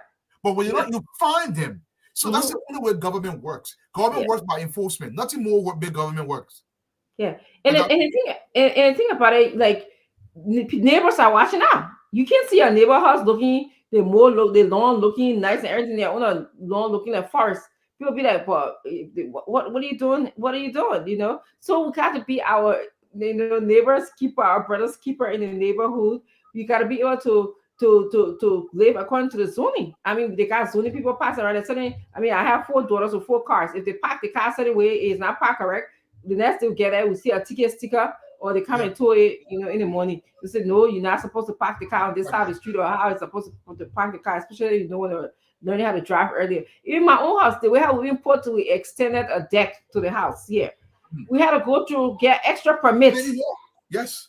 Yes. So, yes, my own house is what I was paying for here. You got to get permit from the city in order to make sure that we have the right contractor, number one, somebody who knows what they're doing in the system. Okay. Then we have to know the person, the extension is not making sure that it's not going into the government property or other people's property. So the footprint of what we need has to be submitted to the city, and the city can approve it before the person starts building. Any kind of instruction you want to, construction you want to do there, even when you want to fix downstairs your basement, whatever, formally it got to go through the city because the city got to approve. But at the end of the day, the city can be responsible too. Of course. Look, if somebody's house burned down in Liberia, just because we don't know somebody's rule, if the government cannot get to your house and your house burned down, one of your try this thing one day, you sue the government. I know you can say, don't wait. Yeah, there's some things you have to try them. Sue the government because part of the government responsibility, make sure your tax are paying for. Part of the government responsibility is to protect life and property. If your house is burning and the government don't get fire brigade there, the fire trucks, you can sue the government. So the government now, they will say, but the thing that you're happy, if we don't open the road, somebody help burn again, we get paid that man $10,000. We don't want to pay nobody else $10,000 again, they will open the road. And another thing we're doing in Liberia, I saw the thing in Laos. We would take donated fire truck from America and carry it to Liberia. Let me tell you something. I know it's hard to believe. Well, our system is not there yet. Donations are great. But what they did in Laos, I'll put this idea out there. It's a brilliant idea. They took car motor. You know what a car motor is, that different thing? It's like a box truck. Oh. Right. So it has a flatbed in the back and it has a stop on the side. But you can remove the stop on the side. So what they did was they took these box trucks and then they put water tank, like blah BB tank. Then they use water. Then they weather a water or water pump on the box truck. And then they run a pipe into the BB tank. So every community get one. So soon as fire start, they start the water. They start the water tank. Then they put in the big drum. They call the fire off. Yeah, that worked for them because that is stage they own. Yes.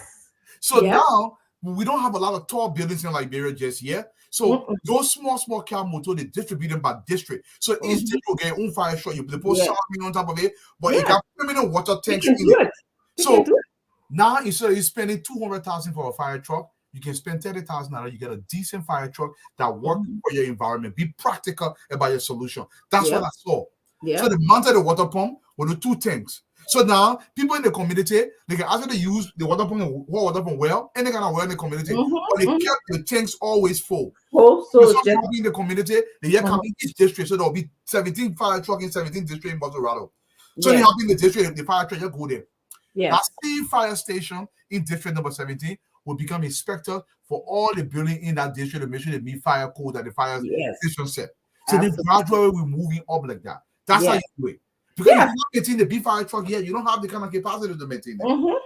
You don't. You really don't. Yeah. And so it's like outside the box thinking, critical thinking that we have to do for our country. One size will not fit all. We have to meet Liberia where it is. You know, there's so many areas that we need development in, and it can happen all at once. We just got to be willing and put Mr. all White, things Mr. on. White has spoken up, man. What you say? You say Liberia is still water too. The water that in the tank. No, but I mean, these practical moves we have to put in forth. Over time, we can build. Now, some of the things they put ladder on there, or we don't, with the exception of maybe the Foreign Affairs Ministry, Finance Ministry, and maybe the UN building. There are too many tall buildings in Liberia, more than 5-6 stories. So that you can qualify almost anywhere. Yeah, yeah, and yeah. So that's just a great outside the box ideas. The places where some of these developed countries are at a better stage. Well, they have the format already. We got Rwanda to study from. We got Laos to study from. We got plenty places. You know, we may not you study, yeah. Yes, we will not take 100% of the ideas. That will fit. Even you know? India.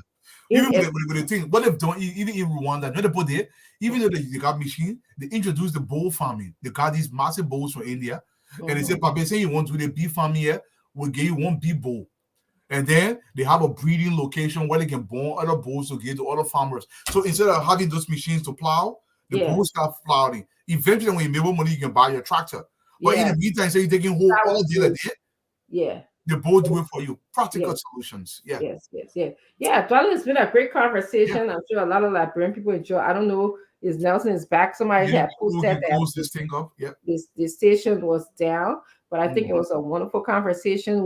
We'll have opportunities to have this conversation. I believe our other half of panelists, they are preparing and doing other things, but in the interest of Liberia. Definitely, that's what my understanding is. We have a Cash App information here, and those who already sent some money, some people are posting, they already supported Fadiga. I thank you for doing so. I'm sure when he gets here, he's going to do the same. The Cash App information for Fadiga. Fadiga got sick in Liberia. Thank goodness he made the decision to leave when he left. He's been going through some really rough time. So you know that he's a great contributor to this show. I just want you to just whatever God lays on your heart, give him a call, say a prayer with him, send him money. You know, he will survive one way or the other. He's a survivor. So I can tell you that. So it was a wonderful show, Dwalo. I really like this kind of conversation. We spoke from social issues to construction issues to, you know, building infrastructure issues within our city. And we just hope that you know, the government elects whoever in the different capacities will hear us and utilize some of the suggestions that we and the Liberian people on this thread are giving to them. Yeah. Go ahead, Charlie. You want to do your closing? And then no, I mean, we're closing. I just want to, you okay me again. To my girl, Siata Temwe, how you doing, my man? Best to you and your husband. It was a pleasure to have you around. You see, I mentioned her husband too, Zeus Carla, so don't say that. But by the same token, man, it's Merry Christmas to everybody. Yes. We Liberia all want the same thing, but all of us gotta push it. We gotta push it hard so Liberia can get better. But we gotta set these standards. We gotta enforce these standards. Everybody gotta enforce the standard in their own neighborhood. You know, like that person that filmed that the Francine you mentioned, somebody dropping trash. Let's talk to them. Wow, morning, my man. What wrong with you?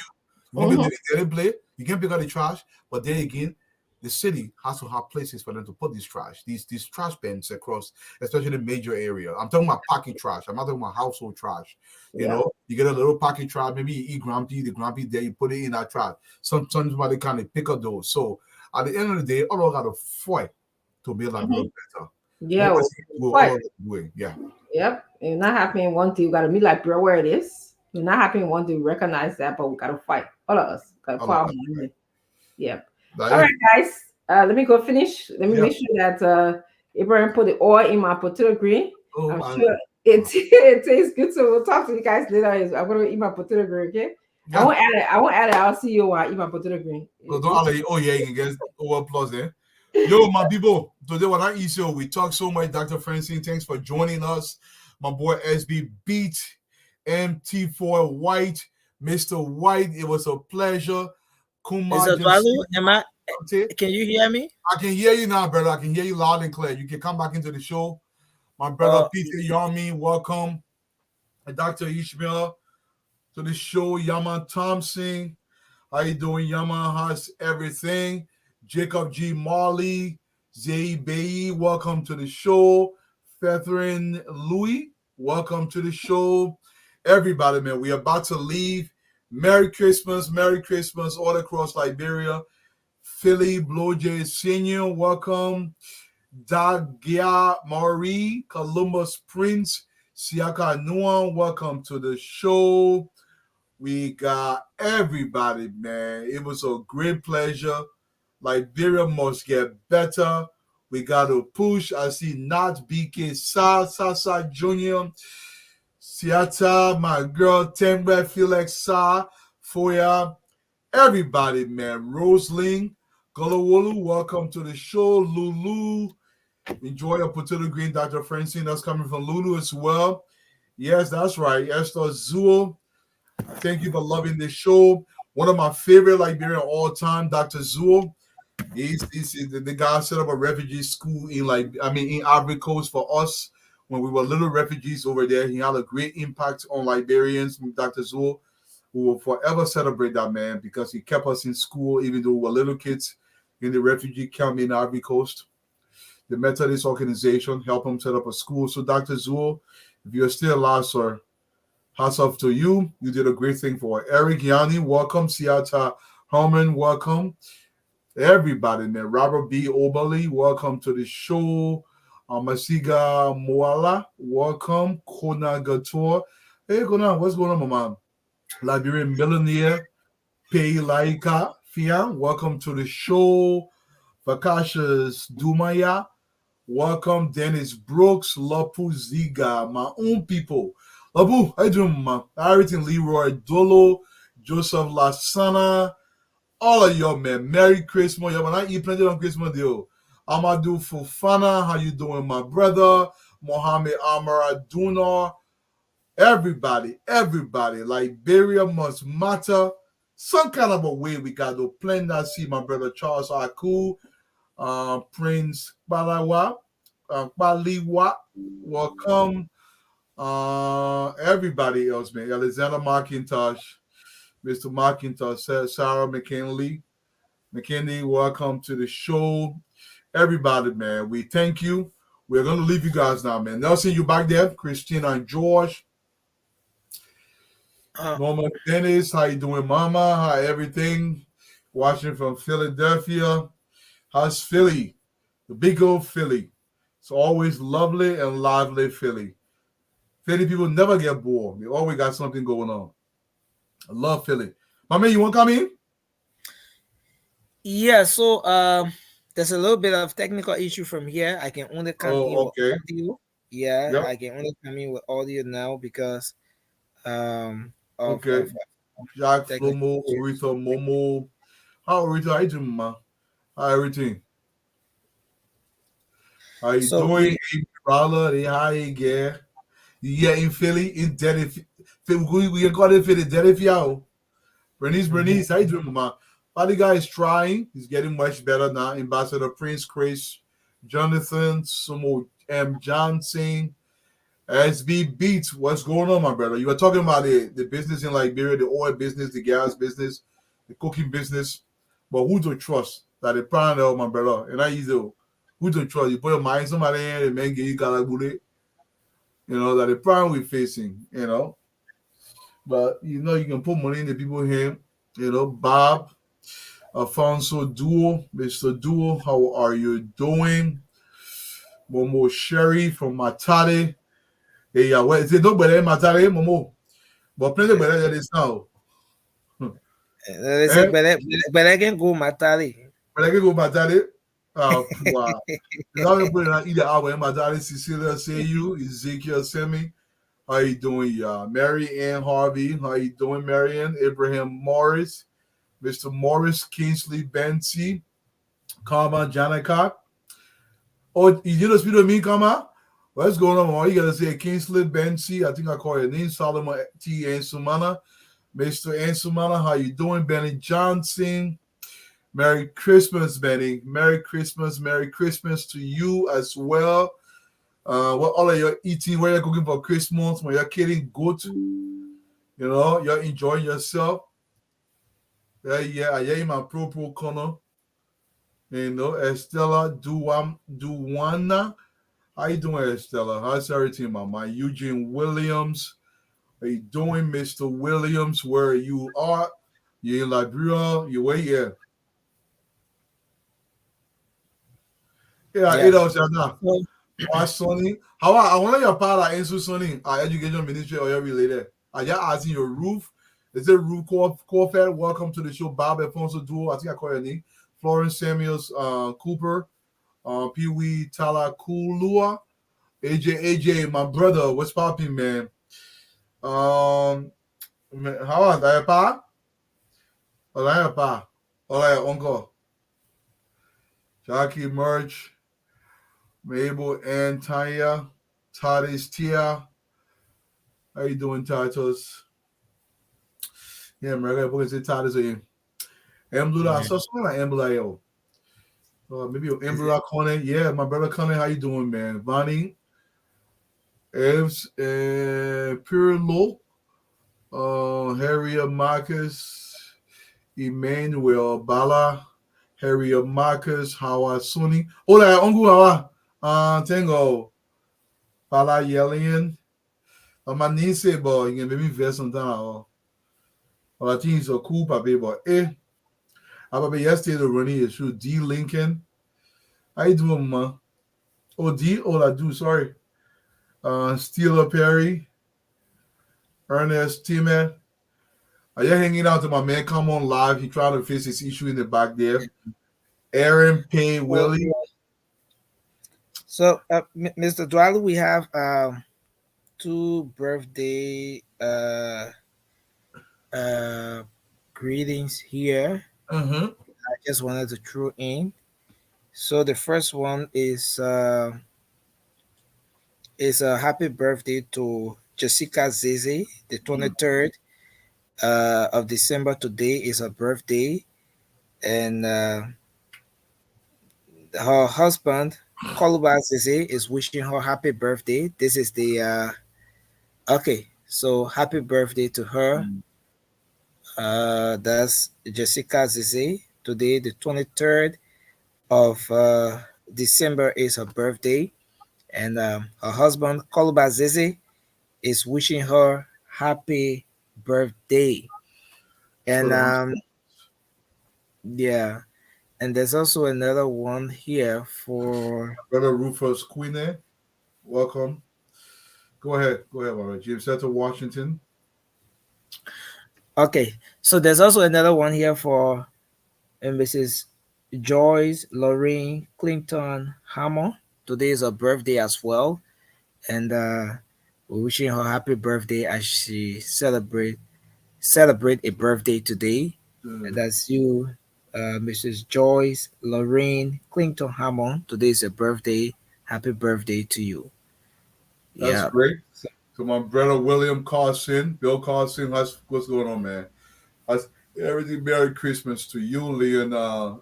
Cuomo. Merry Christmas to you as well. Michael Sloan Tiabo, welcome to the show, man. Merry Christmas. Happy blessed week. Political Doris Doe, watching from Corwell. How Corwell doing, my man? I depend. They said nobody can fasting on that era there.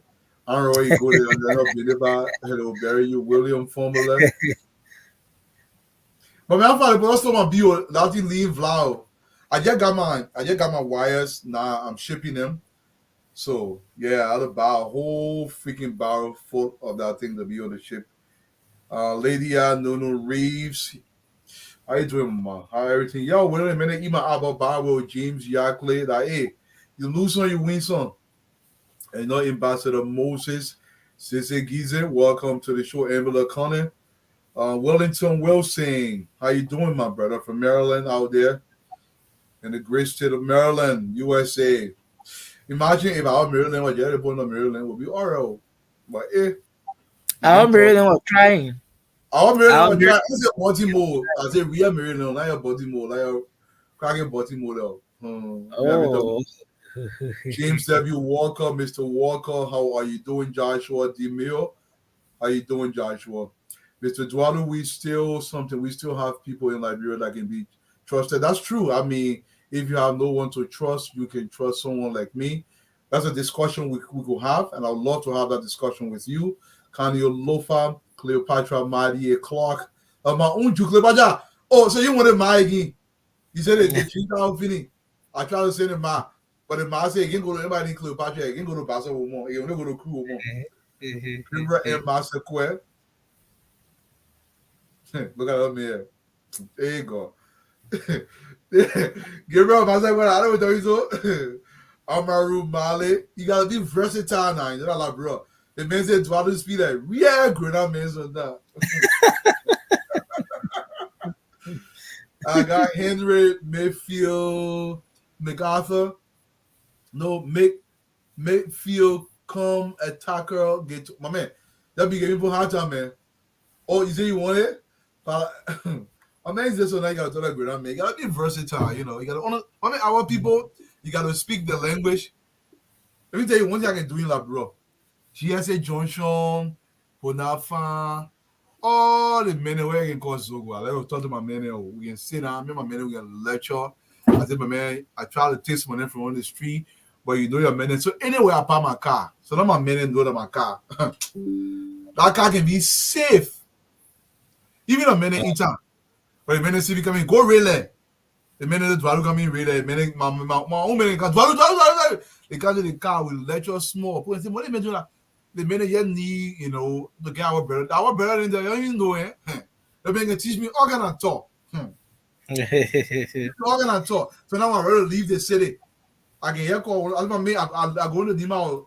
I need by the guy. You want to come with me? The minute can come volunteer for free. We got my own minute. So now Christmas coming when I the country about I want to have a bay. I give the men some share balance on burger rare. The men go to have fun. That all the men need sometimes. I park my car anywhere. Nobody can touch it. Nobody can touch you. You got my men that can be on me. But so now the men you can try all the road and doesn't. I men link you. Yeah, men can be trusted at all. Yeah. But Mr. Dwalu, at any point in time when you're ready, you just give me about 3 more minutes. I see Melvin Torre, Eugene William Dwalu, that be librarian do. Oh, but you think I'm gonna librarian. James W. Walker Dwalu, my wedding anniversary tomorrow. Please acknowledge my wife. Okay, but man, send me a inbox. I'd love to do that as well. And thank you guys, man, for listening. Although I got to fight for it here. You know, we got to speak the language of the people to get a message across. You know, communication is massively messaging. And if people cannot understand the message, they cannot digest the message. So we got to do our part and message to them properly.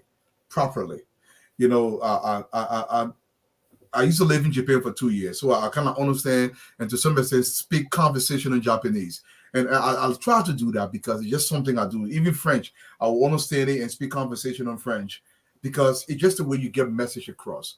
So I try to learn languages. I try to understand them. In Liberia, if you can speak the Korokoro really good at different language by itself. If you can speak the regular Liberian English, a different language by itself. Then if you can speak the way English is supposed to be spoken, that's a different language by itself. Now, see, people don't know that. You know? And Ellen Johnson Solly had a knack for that. Oh, eventually, Mami Cha, how you doing? Says that's everything. Yame a colleague, Richie Basi. Yes. So I think I recognize everybody, man. I recognize you guys have a great Christmas. Joseph Lasana, Dwali, you got too much in you that our country have need for. My brother, we hope so. Shedra Morris, you know, comment. Jenica, I think I recognize you. Dwalu, I can message you on Messenger. Yes, you can. Brother, let's have a conversation. Jim Zeta, K. Washington. Jim Zeta, for some reason, I love your name. I love the way we Liberian and the man name and we kind of feminize them. You know, but maybe people go to the feminize a few Liberian names. I saw Ansunet. Ansunet. Yeah, Ansunet. I saw James Etta, of course. I saw Darius Etta. Mama, help me now. What the feminized? I've heard Charles Etta. Charles Etta. You help me in the trade. You're the feminized. Some Liberian man name.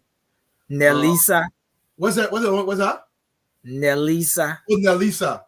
Yeah. Oh, okay. I never a man grown up the way he chew back. Look out. No, so they enter Moses letter. I came there. Yeah, Peter Lee. Bill Castle, not correct, man. Yeah, lead up, man. Victoria. Oh, Richella. Okay. Will the meet up? Yeah, we'll meet up with that. Yeah, plenty time. A winner. Yeah, a winner. Yeah, that's cool. Yeah, we got a winner. A lot of winners. Let me see. I'm trying to think though. So okay, you help me here now. You're filming as Yankwe. I come to get you. You're filming as Yankwe. Melvina, Simita, I want to film as Yankwe. Erica, yeah. You're filming as Yankwe. You're filming as Say. You're filming as Trokon. I want to film as let me see, Tama. What's that? Dual Lucian? Look at that way.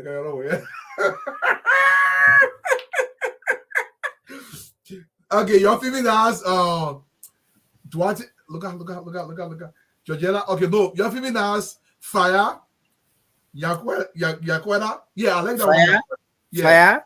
That Fire Ling. Yakwin Ling. No, man. Look at that one. Trogon Ling. Yeah, not too bad. I want you to say Ling. Look out. Trogon Ling. Trogon Ling, not too bad though.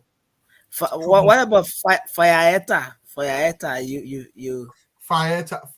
Fireeta. No, when you film Nazi, when you film Nazi, I want it to be pretty. Because you know, yeah, when you film Nazi, that make it pretty. You got Dwalieta. We my last name is we are rogue. Look out. They'll can't see that we are rogue. Take over brother Panago in a year. That friends, say Nita. Yeah, in it, say Nita. Not bad. Say it. That's pretty cool. But then you're not filming as Yakbaulo.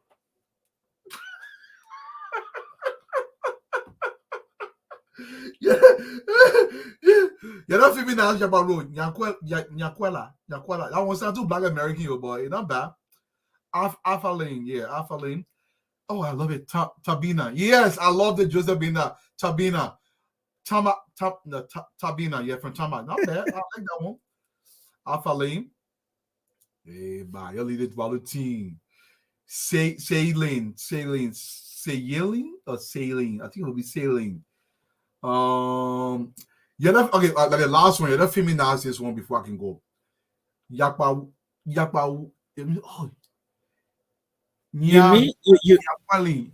Yakpa Wuloli. Look up. Flomoling. But Flomis. Now, Flomis will not be too. Flomis. Laurencita. Yeah. Celia Ajibon. That's pretty good. Laurencita. Yeah. That's not too bad. Yakpa Wulata. No, man. No, but Mr. Dwalu, sometimes when you try to familiarize the names, the suffix. Okay, so we got the prefix and the suffix. The suffix would not, in some cases, that pronunciation would not come out. So maybe Yapawulo, Yapalin. So someone may just call it short to say Yapalin. Hectoria, yeah, the vest already Hectoria, yeah. Hectoria was pretty good. But I want to get one high one so we can feminize it before we go. Let's take the high one from Bond County. I'm trying to get a good name from Bond County that is well known. Or we could take it from Bomi. I don't know what I need. I'll take from Bomi. That's an indigenous name, but it's to try to feminize it. Help him now, Mr. Colette. You gotta help me. You gotta help me in the audience. Let's find a nice name. Let's take it from Grand Cru way, but I don't know we are raw. Let's take it from Grand Cru or in the southeast. On Flomo from Bond County, but you know, Flomo is pretty typical.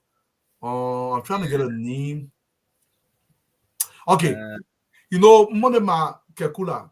Okay, Kekula. Siafata. Yeah, Siafata. Hawalin. Well, Hawaii is already feminine, but and so she like he said, Nelson Ling. Don't bring Nelson Ling up. No, but you know, I like Chie. Let feminines cheer, but in a pretty way. How will feminines cheer? But cheer is more of a last name, though. Do they use cheer a lot for first name? It's I've mostly heard, last name, right? Yeah, last name. So cheer double. Deda. Yeah. Moses for Sama. Yeah. Double. Dieta.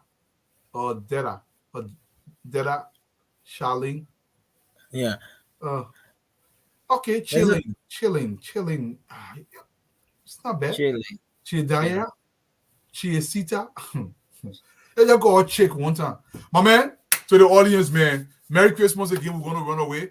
But before you go, Mr. Dwalu, Yeah, let's try Bayoga from Grand Bassa. Bayoga. Bayoga. Hey. Bayoga.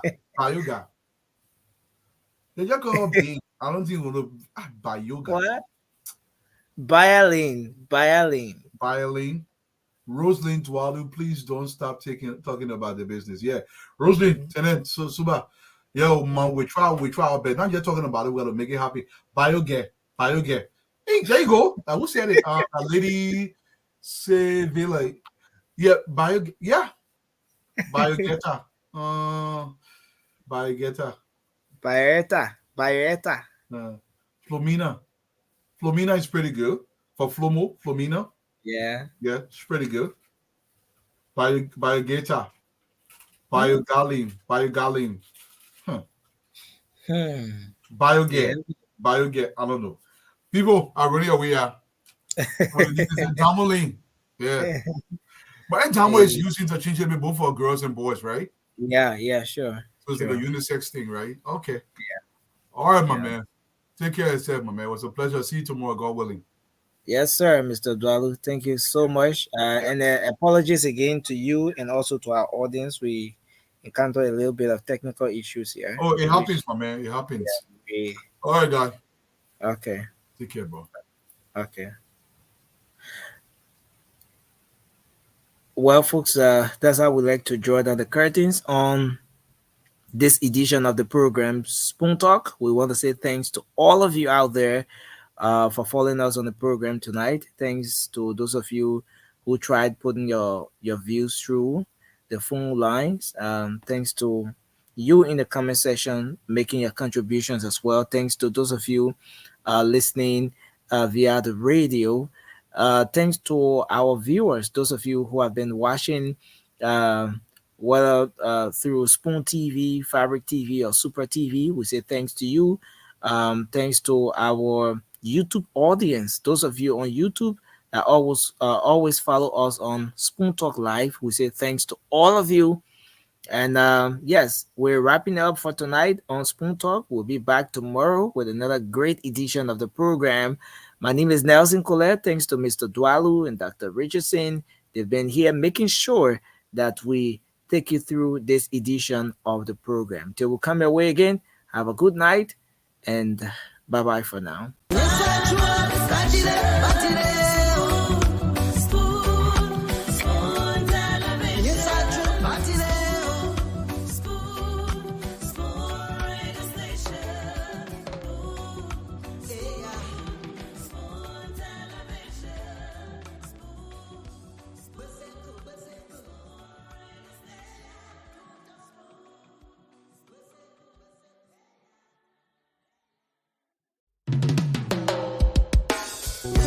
Yes, a special one from the CEO, Stanton with the spoon, and your boy Friday the Southern Band. Charges on the beat.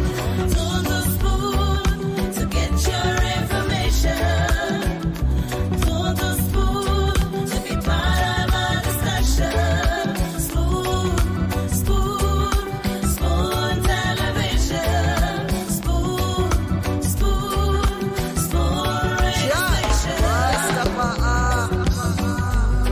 Spoon gonna tell you what is happening in Liberia.